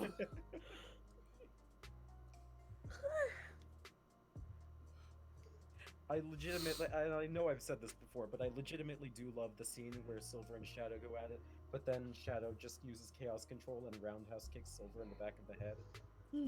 I really like that scene. It makes me laugh. Yep. This was back before Silver got the awesome characterization, so everyone loved that scene.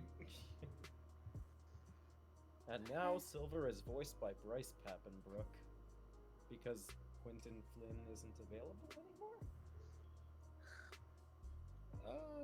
Is it part of the strike thing? Is it a Maybe? thing? But I do know they did like a total purge of basically everyone in the cast except Mike Pollock, so I think Oh, it was that's to salt the earth. No, that's the 4Kids thing. This was okay. So, first of all, I'm assuming you're talking about the 4Kids cast.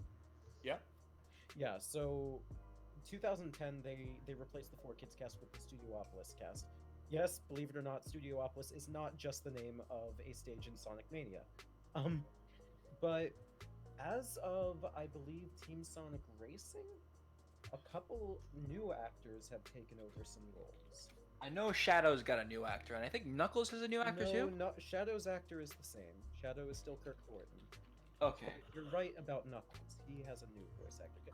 And okay, to be fair, that might just be because Travis Willingham is helping take care of the child. Mm-hmm. Because for those who don't know, Travis Willingham and I think Laura Bailey, right? Yeah, it's Laura Bailey. They have a child. So I'd be okay chalking it up to that. Ha! Listen. Sorry. Omega was voiced by Victoriana. Let's skip that one for a moment. Yeah. I know that Zavok was played originally by Patrick Sates. No, he was also played by Travis Willingham, and now he's played by Patrick Sates. Sites. Sites. Thank you. There are some others I'm forgetting, but the point is that they had just as of this year, some new voice actors just appeared, and I don't understand why. I can theorize, but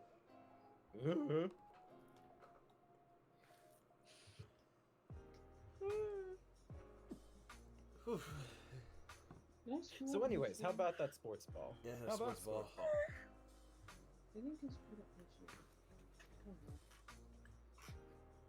She looks cool. What's on it?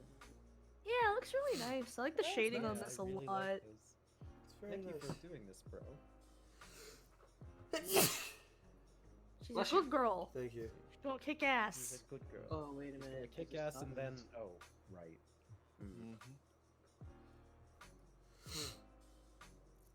Oh well.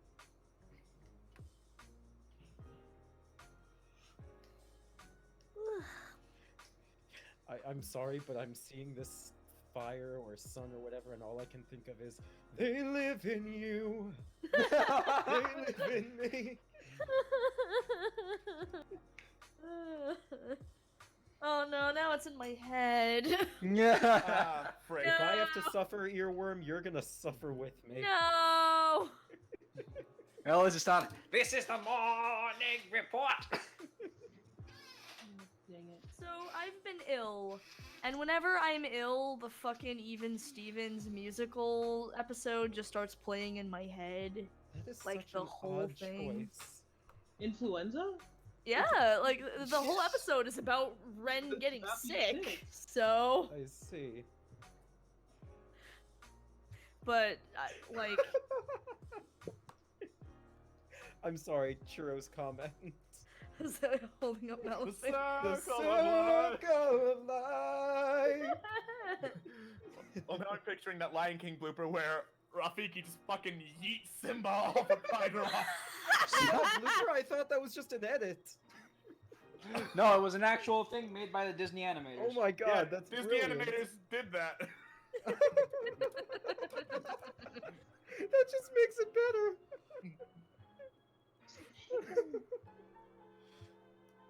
Simba? And thus, the Lion King never happened. Yep. Well, looks like I'm first in line once again. There's only one thing left to do.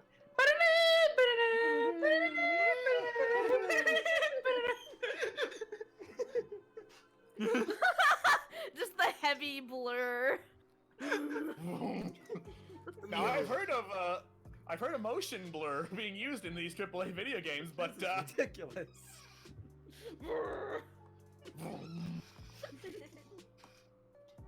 I'm trying to look for a certain texture. no. Viola's just like, I forgot why I married this woman. Long live the king. Help me! Lion Brother. King reference. Brother. Brother. Please. Help me. Long live No. the king. Long live the king. Save me! Save me, Brother, super please. guy! Help Oh. me. You're dead! Long live the king.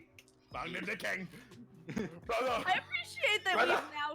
it's now just people saying "Long live the king" in weird voices and No, odd this with is a odd. reference. Is This it? is a I reference. see. I've missed Yeah. this. I'm sorry. I didn't get it. I failed. James Earl. Let it be known that James Earl Jones is a treasure to this earth. Mhm. Correct.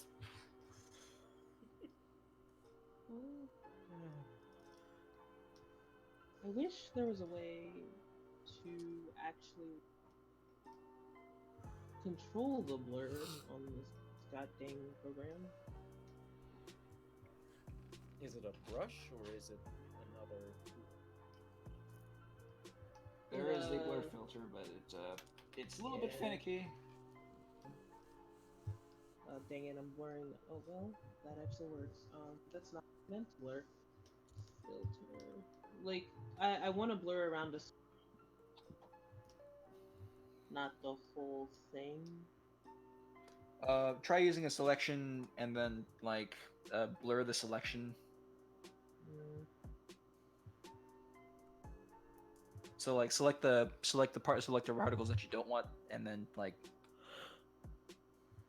yeah, do the whole invert and everything. Yeah, you know how to do this. I actually want to do it around here, but the problem is it's going to make it to, like, I wish I could select a gradient, you know?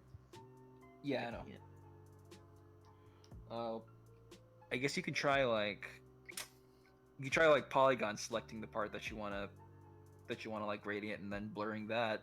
I'll just put it into a different program after we're done. Okay. I straight up always just open Photoscape for this kind of stuff. Blur effects and light and lens flares. That's gotta put. Uh-huh. Lens flare. Like that kind of stuff I put into, and also maybe a light cellophane effect because I just really like the cellophane effect. Holographic Brodingles art. Wow, wow, wow, wow, wow, wow. I use the cellophane effect in just about every finished piece. Can I just say, I would happily take a print of this and buy it. I am glad. Oh, you will. I will. That's not what I meant. I will. Okay, anyway, it is 7:01. Well, it's kind of overtime, so we're going to switch Yeah. over. That looks very lovely. It's really nice, Thank yeah. you, bro. You're welcome, Steve. I love you. Welcome too. Alright, y'all ready to switch over? Who's next? I'm ready to go to the bathroom. I'll be right back. You do that. You go to the bathroom. Alright. Okay. You've earned your bathroom privileges. So, alright, I guess it's my Means turn. it's your time, Kristen. Alright, It's it's your my time. Oh yeah, here we go. Okay. Alright, are we ready There to you move over? go. Who is I'm- this handsome devil? I'm switched over, so. Okay, there we go. Oh. So, two questions. A, who is this handsome devil? And B, why does he have so many fucking swords? Kristen, your screen share is flashing black like a lot. I don't know why. I'm It's not every time doing you click like anything. a different thing in Photoshop. Oh, so we're still live? Yeah, we're still live. There's only one break of stream, Scott. We only have 3 hours. Oh, okay. Yeah. Yeah. I I just mean, I assumed guess that our I'll first just. break was I mean, too I early. shouldn't. There's. Nope. Let me think. Here, let me go back to the regular starting stream screen. If you just share your screen and not try to stream Photoshop, because Photoshop gets fucky with like just like the stream Photoshop option. Let me adjust. Yeah, because Clip Studio will only show like a little white square. You'd have to specifically say, this is the window. Okay. Woo! Alright, cool. I Okay, can no cool. longer see the chat or anything, so y'all are gonna Excellent. have to tell me if I'm missing anything. But it shouldn't matter because this is not about my stuff today. I have an This eye is on the chat. Alex's stuff. Yeah, Hey, Alex, look at that tell boy. us- Look at him. Tell us about this bearded, possibly alcoholic man. Excuse you, he has perma stubble. Totally different. Perma stubble. What do you- My bad. There's nothing possibly about this man. Definitely an alcoholic man. He is 100% alcoholic. This is Gabriel Palamedes, or yeah, you can pronounce it any number of ways. He will not correct you. He is Gabriel Palomedes. Yep. Yeah, go for it. He will not care. He is the main character in a book series called The White Platoon that I have been working on for. Oh God. I think 12 years. Oh my gosh. I think maybe 12 years and possibly longer. There's no possibly here, Alex. There is no possibly here. I have been working in the abyss on these characters. Oh my gosh. Alex was born fully formed and working on White Platoon. He's only 12 Yep. years old. I mean, You joke, but yes, that is when I started working on the first iteration of his character. He's been scrapped and remade many, many times, and this is the current iteration. Oh god, oh my fuck. goodness. I see. What have I done with my life?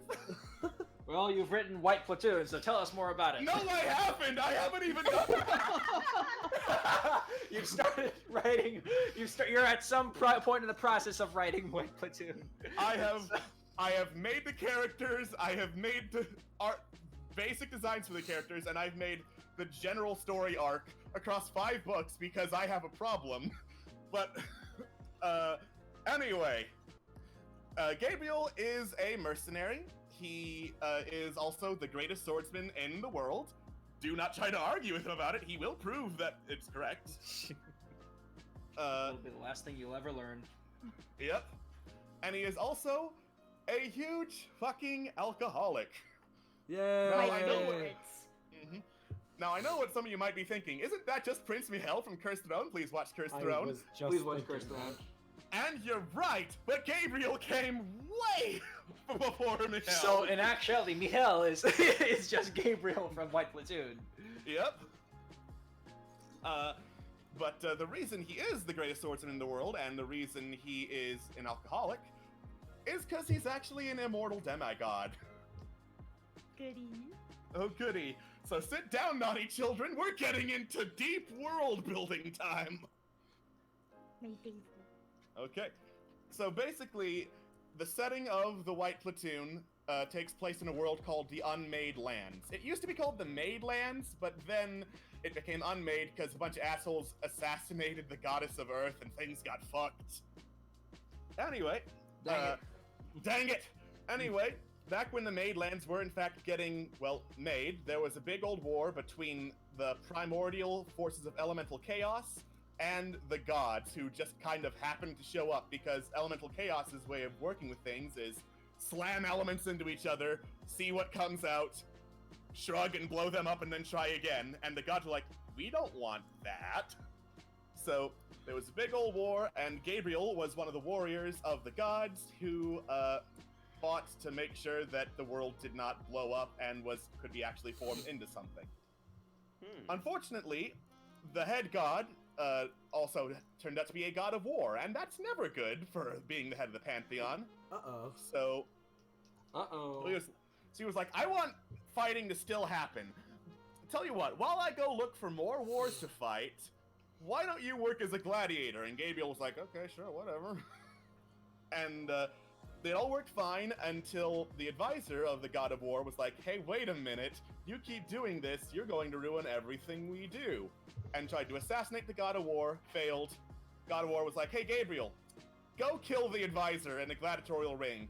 Can he fight back? No! Well, I mean, that's not really my job. And then the god of war got pissed and was like, all right, fine. I'm gonna force you to kill each other. The both of you are going to be immortal and wander the world forever until one of you can finally manage to kill the other one. Oh, That's what you get. Yeah. And then the war god, I guess, went to go get some nachos. I'm sorry, I'll be right back. Nachos are done. Okay. Nachos are done. All right.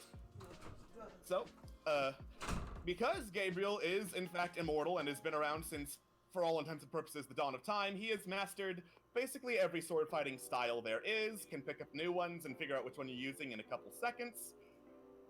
And a bunch of memories of loved ones constantly coming into his life and then dying made him drink to forget how absolutely painful that sort of lifestyle is.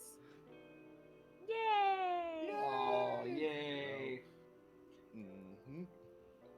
Perfect. An alcoholic with problems. My favorite. Problems? What? Wow! Oh no, you just can't resist. I can't! I really can't. I love it. Okay. Queen asks, I finally have an excuse to ask this question, not that I'm complaining at all. Why is there a lack of a shirt? Very good question. I'm sure he had a shirt at one point. You lost it at the dry cleaners. Yeah, he lost it at the dry cleaners, that's what happened. There was probably a dry cleaners at some point in history where it was Dry lost. cleaners with- There was a dry cleaners at some point, and he lost his shirt there. There was Yep. a dry What were you saying, Scott? cleaners, there were some murderers there. You should have seen it. It was pretty dope. think one of them was Billy Mays. Yep. Billy Mays. With a special TV offer. So where's the advisor dude been all this time during this? He's also been wandering the world, and he decided, well, fuck it, this dude doesn't want to kill me. Only way I can do it is by killing him. So he decided to look into dark magic, and he got twisted and corrupted as shit, and basically feels nothing for anyone and just wants to find Gabriel, kill Gabriel, go home. Anything else in the world that is not Gabriel, he's just going to like completely ignore or walk around unless they're stupid enough to try and get in the way of an immortal warlock that cannot feel pain. Goody. Walk through wall. Walk through wall. Disappearing fly. Yeah, I thought it was because he wanted to keep cool or something. Did he actually lose it? Probably. Probably he just woke up somewhere and was like, ah shit, where's my shirt? Because, like, this isn't his forever outfit. He will put on a shirt if it's cold. Just the most important thing. He'll put on a shirt if it's cold. Yeah, this is the most important character detail. He'll put on a shirt if it's cold. I will be right back. I need to go do a thing. Okay. He's gotta go do a thing. He's gotta do that thing. Query 2, what's with the bandages? They are the replacement for a shirt. Yeah. Listen, you gotta make do. Mm-hmm. You can't have nipples. Yeah. That's illegal. Male presenting nipples in my story? No! I don't think so. Nipples are illegal. Can we know Advisor Dude's name? Yes, you can. Matthias Morble. I typed it in the chat right there. And, Have I drawn this one yet? You have not John Morble. Steele's John Morble, though. Ah, I see. Yeah. It all makes sense now. Mm-hmm. But, yeah. I have a vague plot out for 5 books in this series. I am putting together a mock audition document. It is at 58 pages. There's a lot to this world, and this is basically the first time I've really talked about it at length on stream. Oh god. I'm enjoying it. It's a good time. Yeah. Oh wait. So Look, I admitted I have a problem. It's a reasonable problem. Mm-hmm. Totally reasonable. Yeah. Will there be audiobooks of this when I get them written, hopefully? That's why I have, like, mock audition sheets for the casting crew of Internet Remix and Man on the Internet to audition for.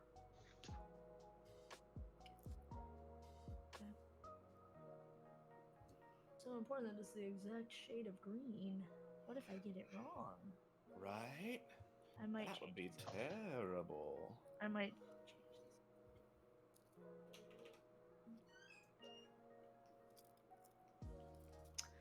this. Yeah. But, yeah. I have so many questions, but I don't really know which to start with, and also I'm drawing, so other people should ask questions while Yeah, I other sit here and people- draw this thing.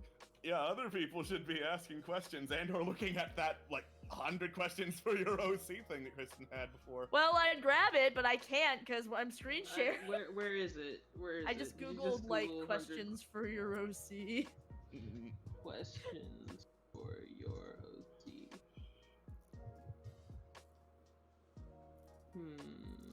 So, Alex, what's his background? I believe I just explained that, Natty. Yes.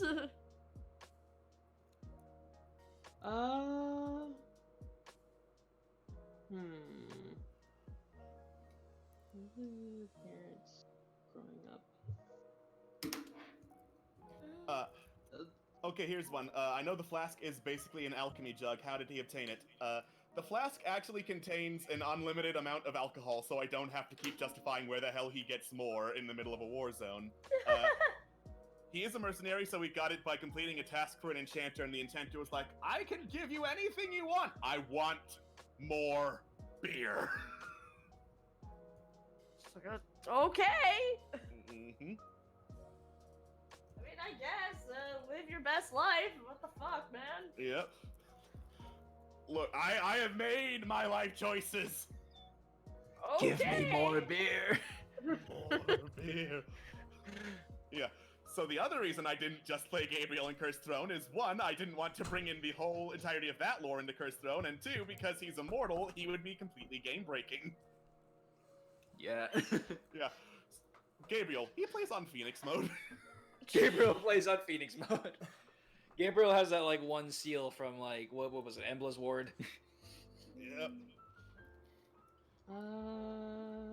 Found a list. Earliest memory. Earliest memory, he's got a memory that goes back a long frickin' way. Ooh. I believe that would have been fighting against the Elemental Lord of Fire. Ooh, fun. Because for a little bit, to elaborate on that, even though it's not strictly Gabriel related,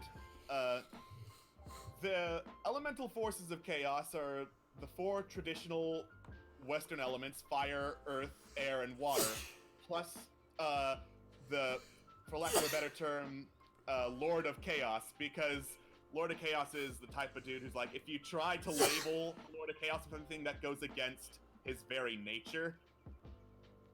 So, Gabriel, being not a full god, could not afford to go up against the Lord of Chaos, but he could fight the lieutenants, which are the representatives of those elements, and then seal them in the elemental planes, because there are a whole bunch of different planes that surround the material plane in the Unmade Lands. Elementals are like, we're gonna keep you back here between material plane and god plane so that we can keep an eye on you fuckers. Ooh.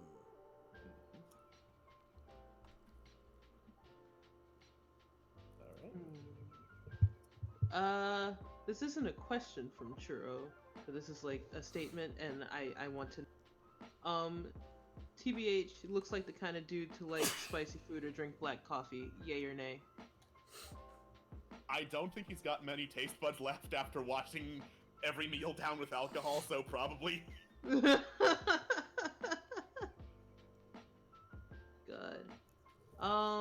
Maddie asks, is he willing to risk the well-being of others in order to achieve his goals? Kinda yes, but kinda no. Like, cause he takes on jobs for pay and or because he's kind of forced into it, which is the plot of most of the White Platoon books. Mm-hmm. He's used to working with people who understand the risks of working with people who working against people who want to kill you. So if they want to go do something stupid, he's like, alright, cool. But also he knows deep down that he cannot die, so he would be the first one out on the front lines. It still hurts a lot when he would suffer a fatal blow. It takes him a little bit to get back up from that, and there's more lore to that. I think, like, one of the latest ways I wrote it so that it actually sucks and he doesn't want to keep dying besides being horribly painful is the soul of an innocent person dies in this place and he has to watch. Ooh! Yeah. That's fun! Yeah, it's the same thing for Morble, but Morble just does not care about anyone anymore, so he's like, alright, cool, whatever. Whatever. God. Queen asks, so, who would Gabriel get along with the most in the White Platoon? Well, now you're asking me to talk about the rest of the White Platoon so that you got context for it. Oh, yeah! What a shame. Oh, golly gee, wow. What a shame. Alright, so, you can probably see on the left, Kristen had a reference picture that was the main characters of the White Platoon. Gabriel's the one in the middle, being a drunken jackass. On the left is the leader of the White Platoon. His name is Dr. Y. If you try to ask him about his name, he will stare you down until you stop. He is basically the typical action hero, unfeeling badass, will kick down the door, shoot everyone's shit in, the hard-ass general type. He is one of the main viewpoint characters because it turns out that that kind of viewpoint really sucks when you're trying to assemble a whole bunch of people who care about fighting evil. And then on the right, that is Red Cloak. She is a psychic girl from the future in a world where psionics are basically a no-go and magic is usually what people have if they have supernatural powers. This isn't really a spoiler since it comes up early. She's Gabriel's daughter from the future, and their relationship is strained as hell. So, after all that, it's neither of those two that he's particularly the closest to. Wow! This is me talking about my OCs at length and avoiding the actual question. Yay! Yay! Is that not Yay. what this stream was made to do? That is what the stream was made for, correct? This is what the stream was made for, just rambling about our OCs and how much we love them. That was the point, yes. Yep. Alright. Probably one of the people he would be the closest to would be Prince Ganymede, who... Have you watched Fallen Empires? You know Prince Zordan? That's Ganymede. Oh. That's literally just Ganymede, but I gave him a different name. Oh. Oh no, I see. I automatically love him.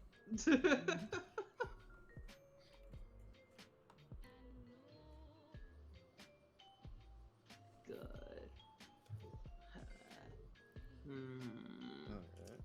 Alright.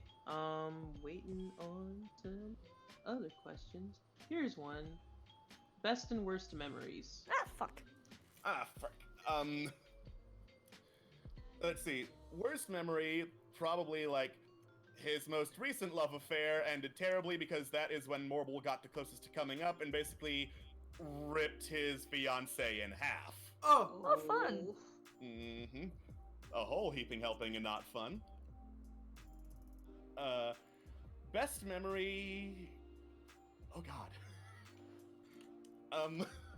He doesn't have a whole lot of those. Great! He's Yeah. suffering!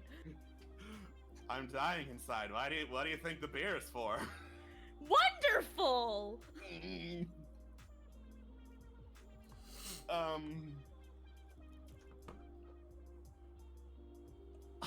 Why do you have to ask me the hard questions? Oh my god, is that I'd have to actually think really hard about this character who I know and love and have been working on for over 12 years. Because we like to cause problems. I see. Thank you very much for causing You're welcome. it. Alright. I'm trying to remember. It was not ambrosia. Ambrosia is the food of the gods. Nectar is the drink of the gods. Like, drinking just a straight up bottle of that and being fucking plastered out of his mind for 2 weeks, probably. That was when he was like, maybe this doesn't have to destroy my liver. Good. I assume his liver cannot actually be destroyed, or is it just constantly in a state of mild destruction? It's the second one. Like, Fun. he does have mild regeneration. Like, if he dies, then his body kicks into overdrive, basically pushes out the wound that would cause him to die so he can get back up fine. And because he's doing that to his liver constantly, it's just constantly regenerating his liver from death. Fun. Good. Churro asks, in the very churro way, so does the God of War ever do anything about Gabriel just kind of dicking around and not succeeding in the whole murder thing? Spoilers? That's See actually White a Platoon spoiler. FHQ. Yeah, that's actually a spoiler for Book 5. What the hell the War God's been doing? Alright. So Queen asks, so as a demigod, does he have resistance to pain, or does he feel pain like a normal? I think you answered? I don't... Yeah, I said he's got regeneration. He's got slight pain resistance. Not as much as Morble does, because Morble, like, studied every form of magic that, like, takes blows for him with a little personal force field. Gabriel does not have that kind of talent in magic. Like, his main sword does have magical properties. Like, if he disarms someone or kills someone with it, then he can, like, while holding the main sword, telepathically control the sword of whoever he beat. Ooh, That's neat. about the extent of his magical abilities. So magic is more sword. More sword. My magic is more swords. What is the most evil thing they have ever done?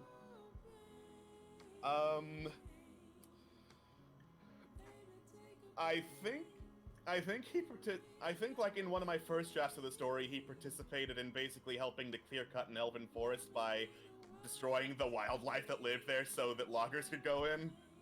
Oh. Oh. I don't know if he did that for sure in the version that's going to be final, but he spent a lot of time working as a mercenary for not good people who he ends up fighting in the first book. What if he beat someone who uses gun? He would be able to telepathically control gun, but that's a lot more moving parts than a sword or any other weapon, so he wouldn't be very good at it. Also, there was Sloth. There was Sloth, yes. I'm trying to practice with this coloring style, so I'm kind of trying to look like, how did I fucking do this? I made this months ago. How do I art? Fuck. What does art is? What does art? What does art? What does art? There we go. That's where it is. Okay. Is there anything you, the character, would absolutely refuse to do under any circumstances?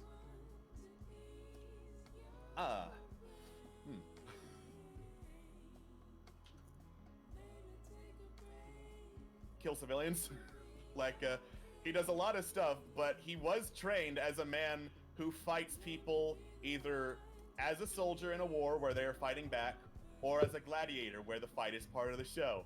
He's not going to go fight someone who's unarmed or otherwise, doesn't have the ability to fight. A good boy. In this one aspect. In this one aspect, he's an alright boy. He's pretty okay, boy. He's my favorite boy. God. What one act is he most proud of?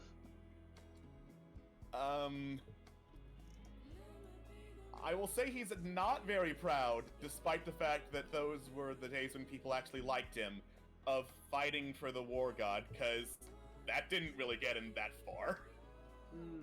Yeah. He's wandering the world freaking drunk while it goes to hell around him. Yeah.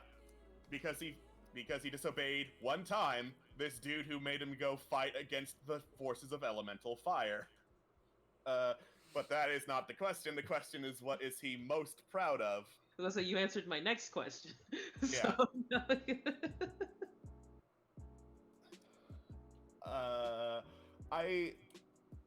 I think book 1, since book 2 is the spoiler where Redcliffe's revealed to be his daughter, is fair game for spoilers. He took down an oil rig. Ooh, fun.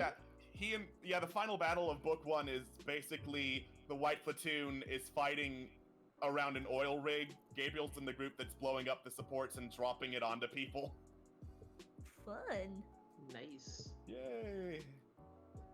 Having a good time, having a good time. Do everyday civilians that he runs into in the current White Platoon landscape, are they aware of his demigodness? No. No. He tries very hard to keep that hidden, because the instant people figure out, oh, he's a demigod, the greatest swordsman in the world, looks over, I can probably take him, and then they can't, and then the word spreads, and then Morble hears about it.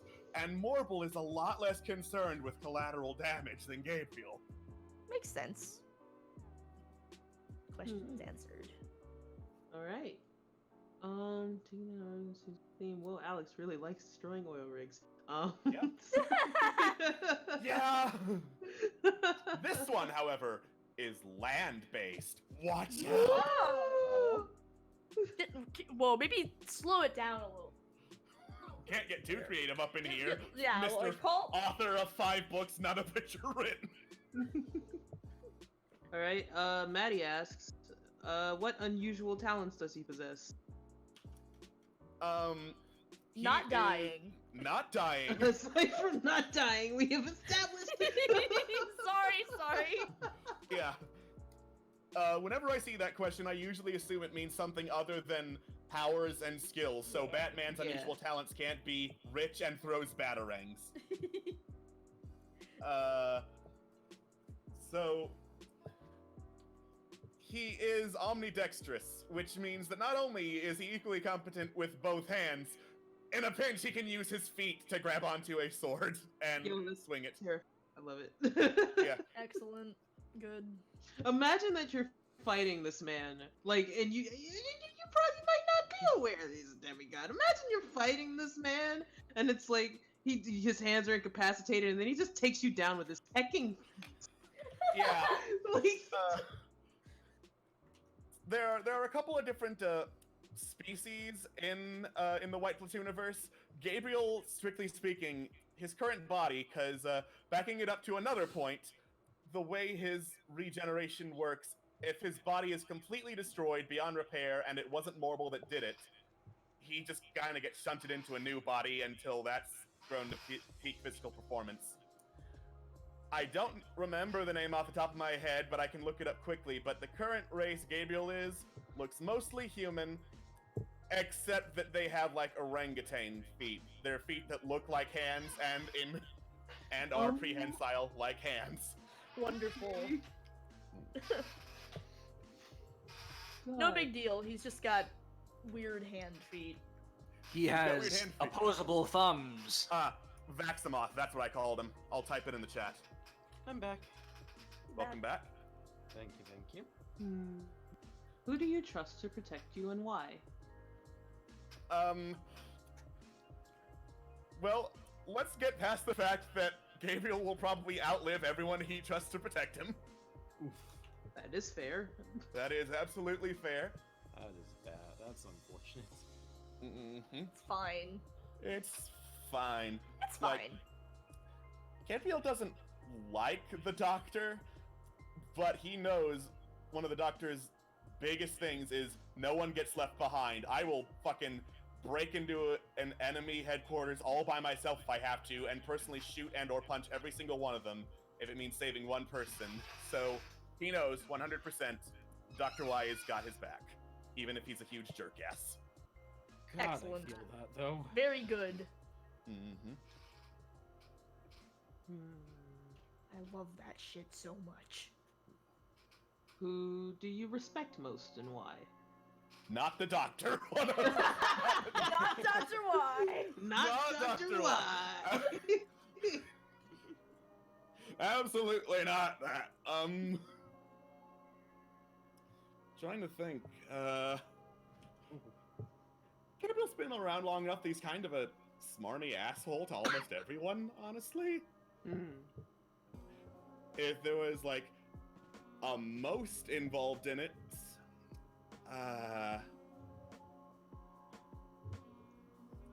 there's another character who's kind of like the number 2 of the White Platoon. Her name is Patches. She is a nanite construct who has an inexplicable Cockney accent and is basically the complete opposite personality-wise of Dr. Y.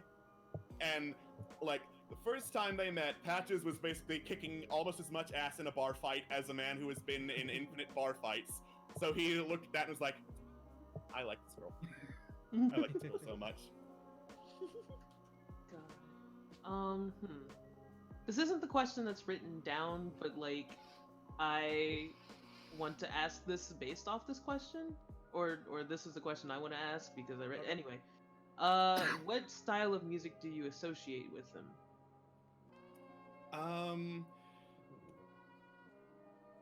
Okay, believe it or not, there actually was a very specific song I associated with Gabriel for the longest time. Cry of Achilles by, let me actually look up the band. I think it's Alter Bridge. We would play it on stream, but then we would get demonetized. Twitch will get so mad at us. Demonetized. Or Twitch will remove a solid 10 minutes from the stream. Because fuck us, I guess. So you all can look up Cry of Achilles Alter Bridge by yourself, and basically that's the theme of Gabriel in action. The other theme for, like, when people figure out he is in fact immortal and he has to fight with everything he has rather than fight drunk and not using any of his powers is, wait for it, You're Immortal from The Witcher 3. God. Hope you like it. So there's a story of how he and Mortal happened within the story or before it? Before it. Okay. From Queen. Oh, continue. For the most part, the adventures of the gods themselves, is not important to the White Platoon story. Like, they show up occasionally. The devil himself is in book 3, and there's actually going to face off against the gods in book 5, but other than that, mostly it is Earthbound.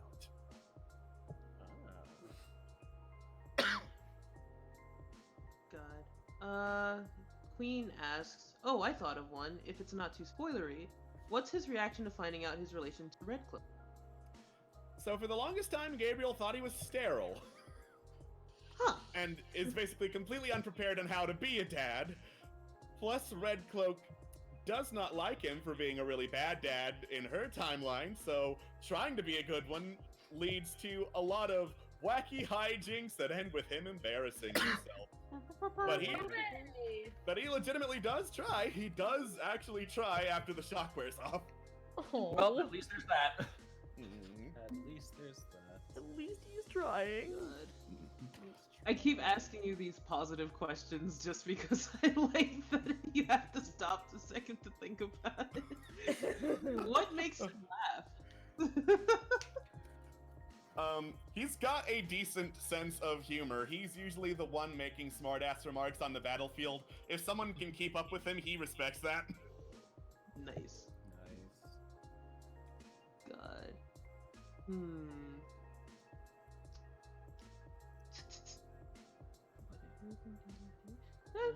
Let's ask that. What, if anything, does he like to read? Once more, it's a question I like to think of because, oh no, positive questions off. Positive to neutral connotations. Oh no. Oh fuck, I only thought of sad.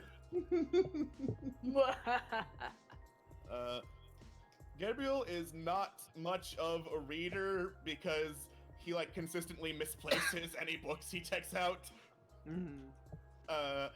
Most of what he listens to for entertainment or for news would be the radio or TV.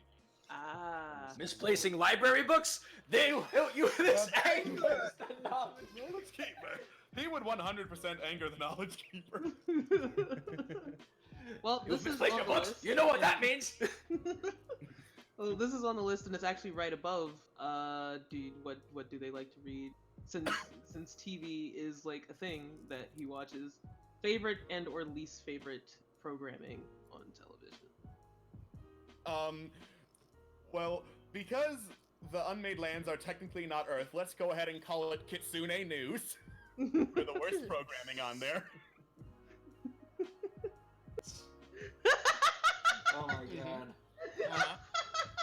Oh god. I didn't think it was that good a joke. It wasn't, but like for some reason it took as long as it should have.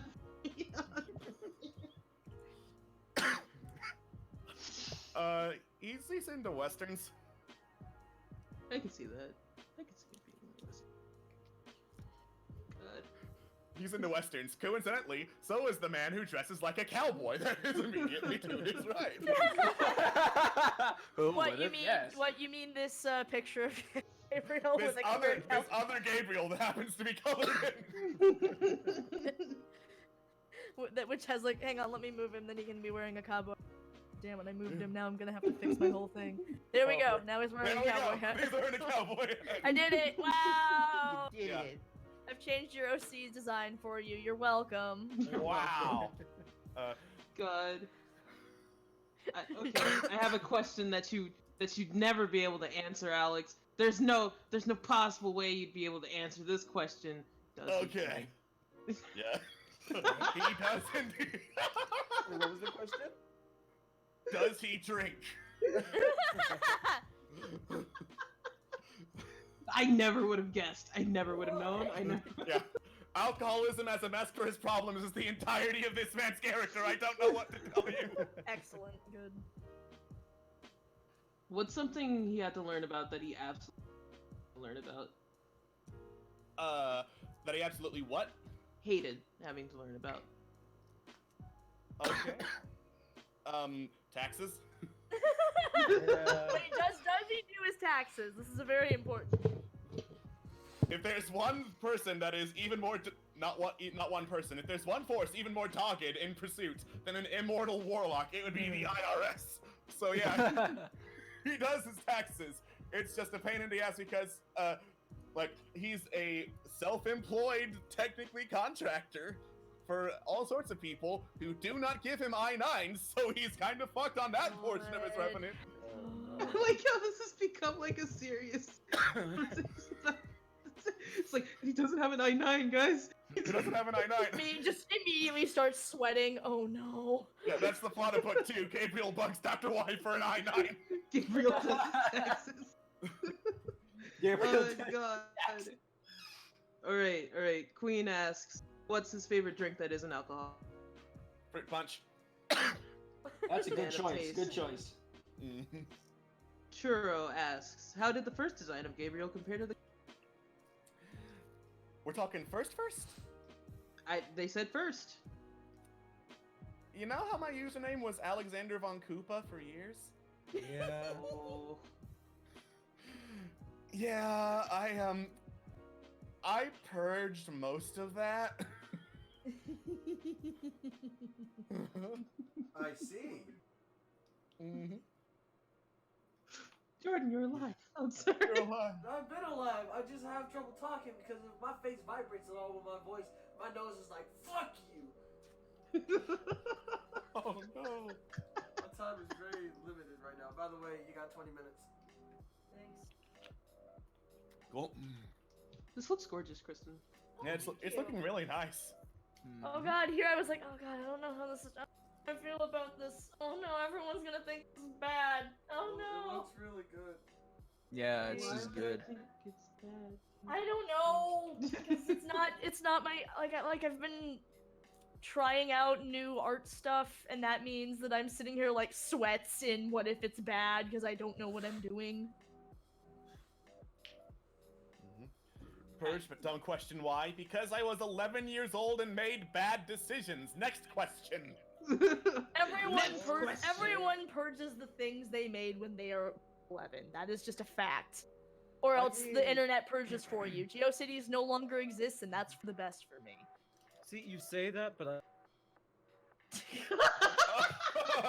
Well, I guess Scott got purged. They fucking Scott has been purged. They fucking got him. What is that? Oh my god, Scott, I thought you'd been purged. what? Good. You keep hopping in and out. I think your connection's doing the thing again. I hate my internet. Oh man, I thought it was on purpose. No. Darn. How does he deal with his money? He is a very bad spender. Most of it goes into alcohol. I see. Gotta feel that. Wait. Why is he paying for alcohol when he hasn't? Cause you gotta mix it up.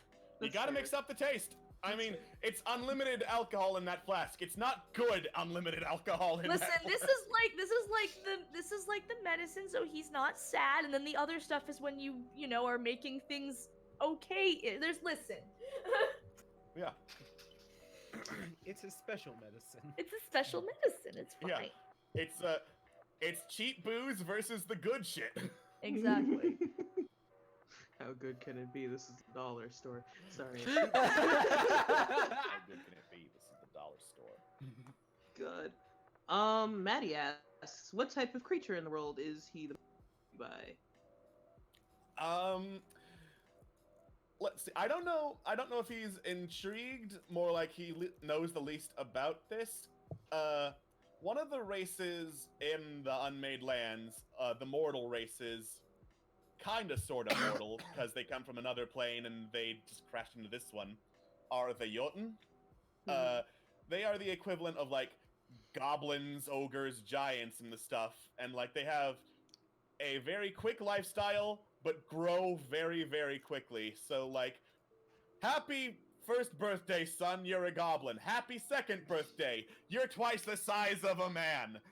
And go ravage the land, because the god of the Jotun fucking hates everyone, and every winter sets them berserk. Wonderful.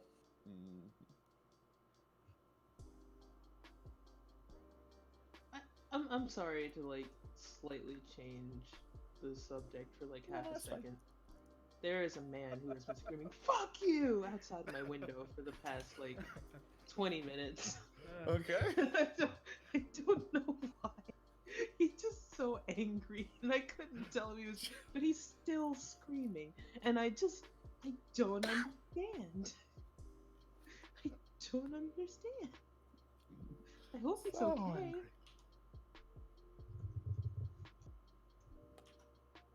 Fuck you, though. Fuck you! Why? Why are you so mad? Why are you so mad? Fuck you! Question, Alex, would Gabriel yell "fuck you" at my and on the floor? If you gave Gabriel reason to do it, he would think it was a good idea. So 100% the sort of person to get drunk and yell "fuck you" outside someone's window. Absolutely. Perfect. A role model. God. Perfect gift. As in, like, what would be the perfect gift to give him? Let's go outside the obvious and think accessories for the obvious. Okay. Like a koozie? Like one you could slip around the flask so that he's not touching bare ass metal most of the time? You know what? Give this man a koozie. So thoughtful. Give this man a koozie. Give this man a fucking koozie. Give this man a koozie. I've almost exhausted this list because I'm skipping things. Oh no. Oh no. Well, Look, How I'm sure honest are you I about know your from that thoughts list it was like lots Yours. of it was like never end spoilers. yeah, that was the other thing. Is that I'm like I don't want to spoil anything, and some of these questions are like you kind of answer them as I'm reading. Kinda, yeah. Yeah. I mean, that's what happens when I get to talking about my baby. Good. How honest is he about his thoughts and about himself? Not very. Cause, I can't believe. yeah. Like, he would much rather tell his brain to shut the fuck up by piling drink after drink down onto it and being like, yeah, I'm a mercenary, I'm good with a sword. Are you the best in the world? What? No! Are you an immortal demigod? What gives you that idea? No! No! That's great. You're What? so silly. Yeah. I am not running away from my responsibility because that responsibility has already taken everything out of me. No! No. No. What are you talking about? Shut up. No. No! Okay. Second question: how honest is he about his thoughts and feelings about others? He's fairly honest. Like, if he does not respect you, you will know in the first 3 minutes. You might be able to change that opinion and get him to stop snarking at you sometimes. You might. But probably not. You have to understand, this man has seen almost the entirety of mortal history. It takes a lot to impress him. Do you- Doesn't impress I just- me much. I thought about something. You know that Vine where the guy like goes down the entire line of drinks and just like pushes all of it in and then sips it and says "fuck you." I'm imagining Gabriel doing this. Yeah. That's Gabriel Vine. That's a Gabriel Vine. Just goes down the line of drinks. Fuck you. Just Fuck you. Christ. God, I'm weeding through questions. Bloody Circuits asks, what's his favorite drink? Rum and Coke. Good call. Good call. Obviously, I'd have to call it something else because this isn't Earth. They don't have the same pop culture history. Rum and cola, I guess. Cola's Rum and generic. yeah, rum and Kako. Totally different. Good. Churro asks, "You look for in a partner?" He's pretty surface level, honestly. He is not the type to like love someone for their brains. It's mostly personality and looks with him. Like if they have anything else, that's a nice bonus, but he does not have very good judgment when it comes to partners. She's beautiful, she's rich, she's got huge tracts of land. Truly a charmer. All right. Phoebe's asking, "What does he do for fun?" Well, the thing about it is, like, he quickly developed the mentality, why do my job that I like if people aren't paying me? So mostly it's crashing on a bar stool and or couch, listening to the radio. Hopefully there's a Western on, but there usually isn't. All right. GeoSaber asks, "So does he have a home or?" He is a hobo. He would not dare leave a permanent settlement because, you know, he's being hunted by an immortal warlock that hates him and wants him dead. Sir, you are being hunted. Listen. Finally, I've got a job. I've got a nice place to live, and I've got a... Well, packing up. Damn nomads always wrecking my shit. God. Scroll. I saw a thing when I was looking at like the list of various things. Like, okay, so if he has the ability to choose, is he the sort that likes to sleep like in a hot room or in a cold room? Dude likes it cold. Nice. He's chill. Is he a piles of blankets sort of man? Not really. No, he just wants it cold. Yeah, he just wants it cold. Part of that could be because, like, I don't want to go back to fighting the Bright Lord of Ever-Burning Fire. That guy was an asshole. Fair. So there's inner memories of doing that and absolutely hating doing that because you ever try fighting fire with a sword? It sucks. It sucks so hard. Go get him, champ! All I've got is more. Swing this metal stick at a fire. Now, to be fair, Gabriel was not the only one fighting the Lord of Fire. He did have the Goddess of Water backing him up, along with some of the other gods and other people who did not end up becoming demigods. He was on the front lines fighting fire with a damn sword, and at no point did he consider, is this technically sound? Alex, I got 3 words for you. Green flame blade. Great, he's not a warlock. Shit. That's his nemesis. Yep. Does the internet exist in this world, and does he use it? So, the White Platoon universe, the Unmade Lands, kind of run on schizotech. It's the type of place where there are practicing warlocks and magicians and swordsmen and shit. But then you look off to Gabriel's right, and there's Dr. Y with a shotgun, and he's also kind of a walking armory. And then you look to his right, and there's Patches, who is a collection of nanobots. So basically, it is whatever technology I think is awesome works. Means The there rule are- of cool rules here. Yeah, there's advanced robotics, and there are, like, pretty tall buildings in one of the major cities. That's in book 2. But there's no internet. The internet's not cool. Internet's not cool. It's not cool. Yes, Just look here for we 4chan. are. We've already established we're not cool. We're not cool. We're a We gateway talk about drug. our OCs and things that I'm never going to write. Well, I hope Someday you you'll write write it, yeah. Someday. Yeah, Yeah. someday. I mean, I did finish a lot of character designs and start working on character breakdowns, so that's something.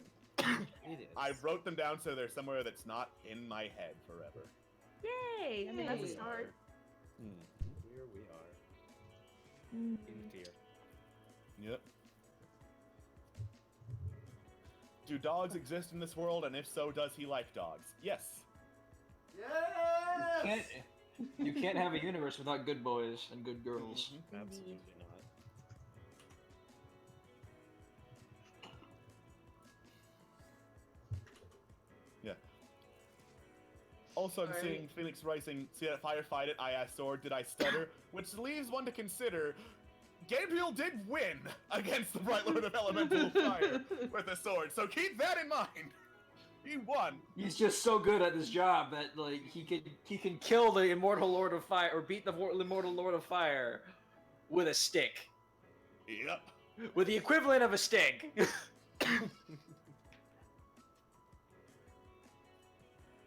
Alright. What was his childhood like, asked Queen? Minimal? I was gonna say, did he have a childhood or did he bring into Not- being like fully formed? It was that last one. Like, the war god slash king of the gods did not have time to raise a bunch of kids. So, like, the gods spring into being in fully adult bodies. Which, when you think about it, is even worse, because then they're a bunch of tantrum-throwing kids in adult bodies with the powers of gods. What a good idea. Yeah. Solid parenting strategies. Solid parenting strategies. Yeah. God. Okay. This is another me taking a question, like making it a different question. Okay. How does he like? If you had to describe how he talked, like the way he talked, how would you go about that? It is incredibly casual, and I actually have sample dialogue written out. So that could help. Because I'm trying to write sample dialogue for all the major / named characters in the series, and Gabriel was one of the first I got down in the mock audition sheet. Actually, I'm sorry, just sort of relevant to that. Do you mind if I ask a universal question for all three of the people who we had art for today? Okay. If you could have, okay, do you guys have a hypothetical dream voice actor for this character or an ideal voice type? Oh jeez. Yes. The answer is yes. Yeah. What I have written down, vocal type. Smooth, suave, sarcastic, like Chris Pratt as Star-Lord or Michael Rosenbaum as the Flash.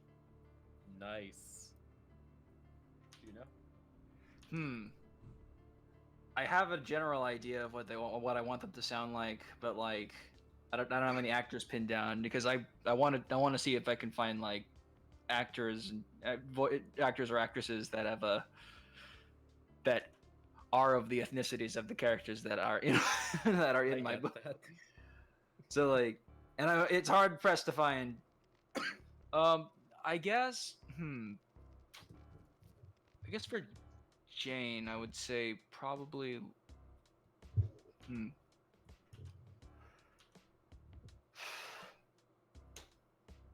I don't know. I kind of want to say Faye Mata. I could see that. Yeah, that works. Either her or Ratana. I don't know. I know Ratana, but I don't remember her work. She was Ishtar, and she's also Okay. Leone. Okay.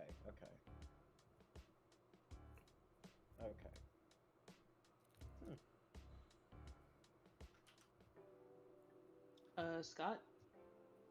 Oh, right. So,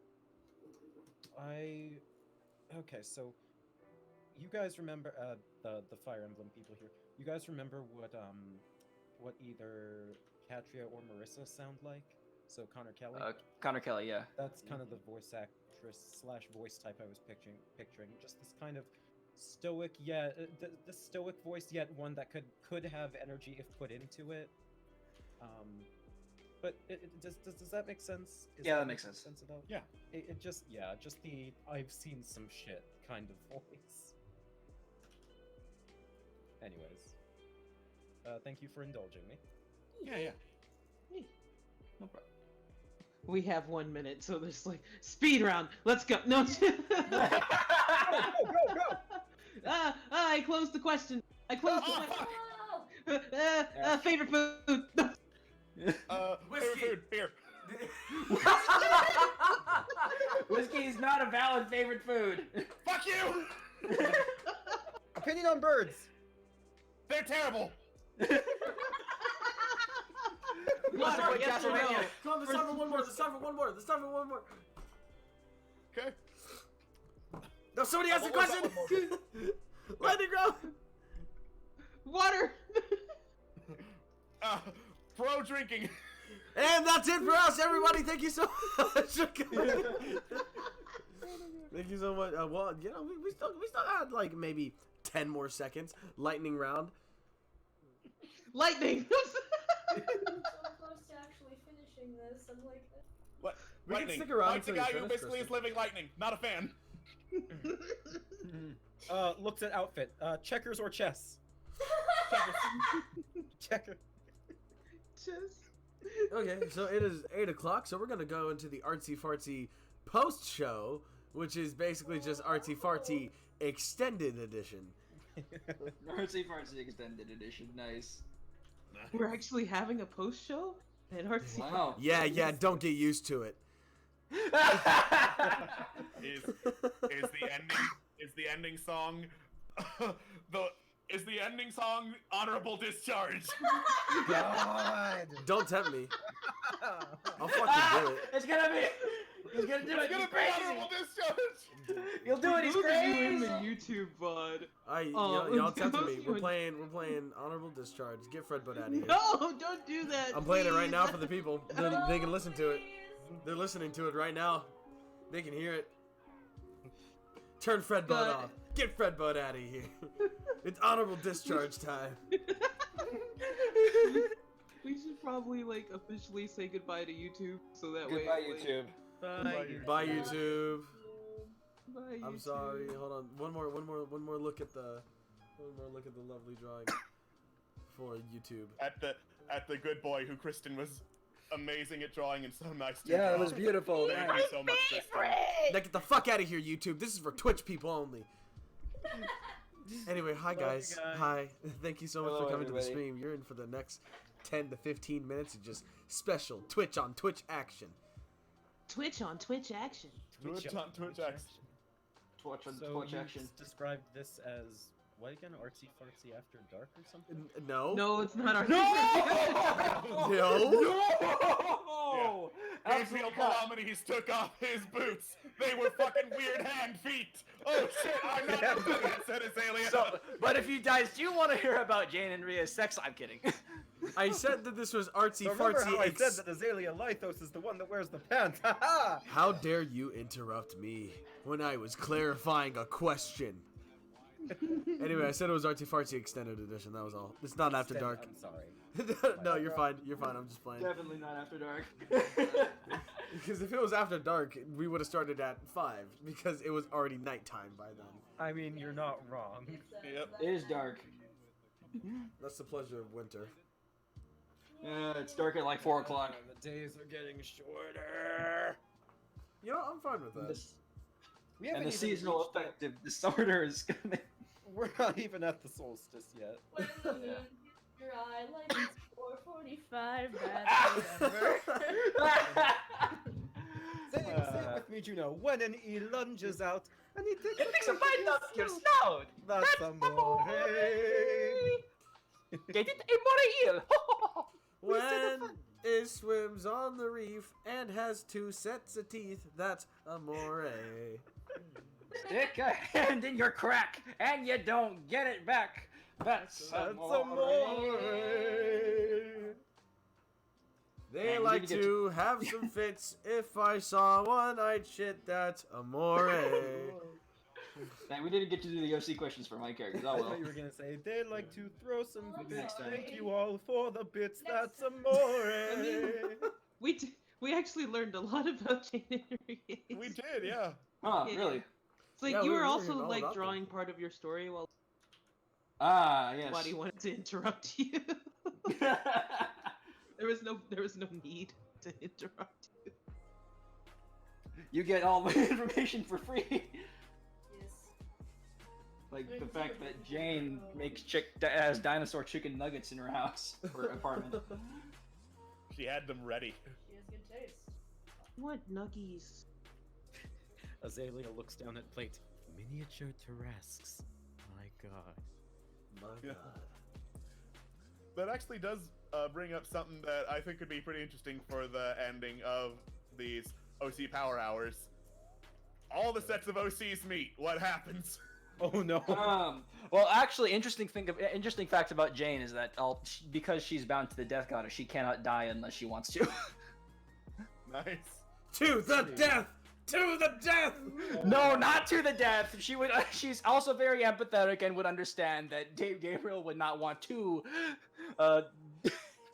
undying immortal nemesis on his back at the same time.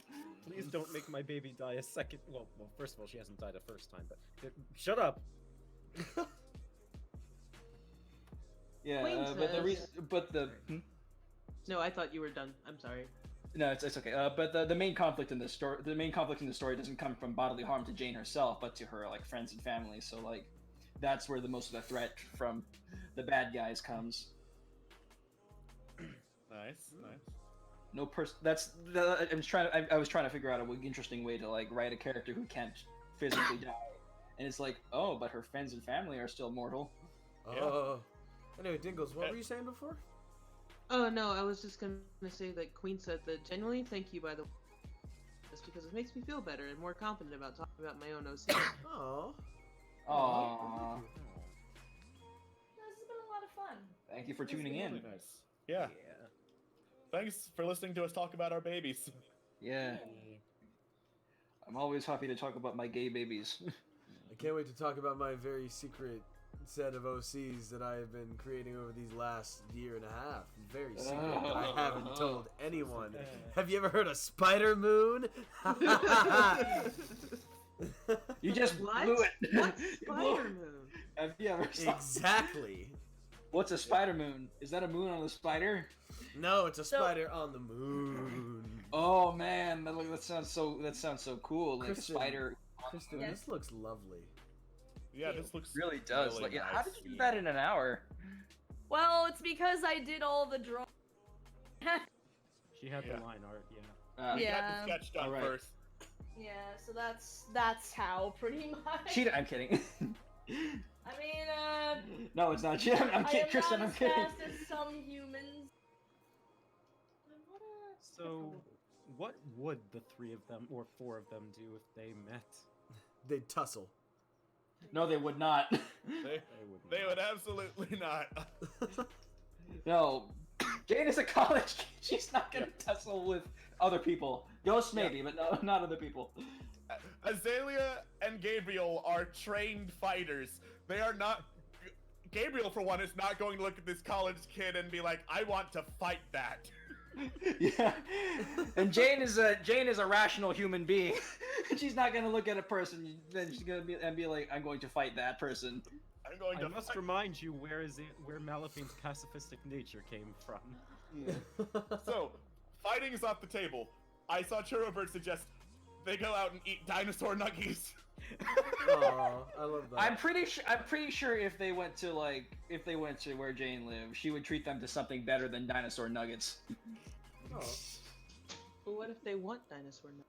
Guys, Then she'll give them dinosaur nuggets. I'm Oh, presuming God. that. they all go out for shawarma. Oh, now I'm Christ. sad. We call this the OC initiative. The OC cinematic universe. No, the IR extended universe. We already discussed this. I like cinematic universe. I think it has rolls off the tongue better. When I hear extended universe, I can only think about Justice League because it's like the DCU, and I'm like, Yeah. Feebarts. They all go on a three. They all go on a 3-day bender. No, Jane and Rie aren't non-functioning alcoholics. Azalea and Gabriel are. Yeah, Ria drinks in moderation. She gets totally hammered when she does, but but it's only occasionally. Well, again, are we talking pre or current Fallen Empires? Because pre-Fallen Empires was moderately was able to drink moderately, but otherwise, Yeah. Gabriel, because he's got the regenerative liver needs to drink like 10 times the amount of a normal human to get drunk. So moderately to him is like, wow, you fuckers are lightweight. So he's diabetes. Yeah. Hmm. I also learned something new today because I had no idea what a bender was. Jane takes them all in her car and they all go to Disneyland or something. Yay, Disney. Oh. Whoa, broke. All of them fighting. Whoa, them hanging out and eating food together. Yep. That's what you get. Alright, cool. I think this is done. Alright. Yay. Sweet. Okay, cool. I think that with that, we can call the stream. Thanks guys so much for coming Thank you for around. joining, everyone. Thank you for watching. Yay! I hope you guys had a really fun time. We're gonna go now. Bye bye. Bye-bye.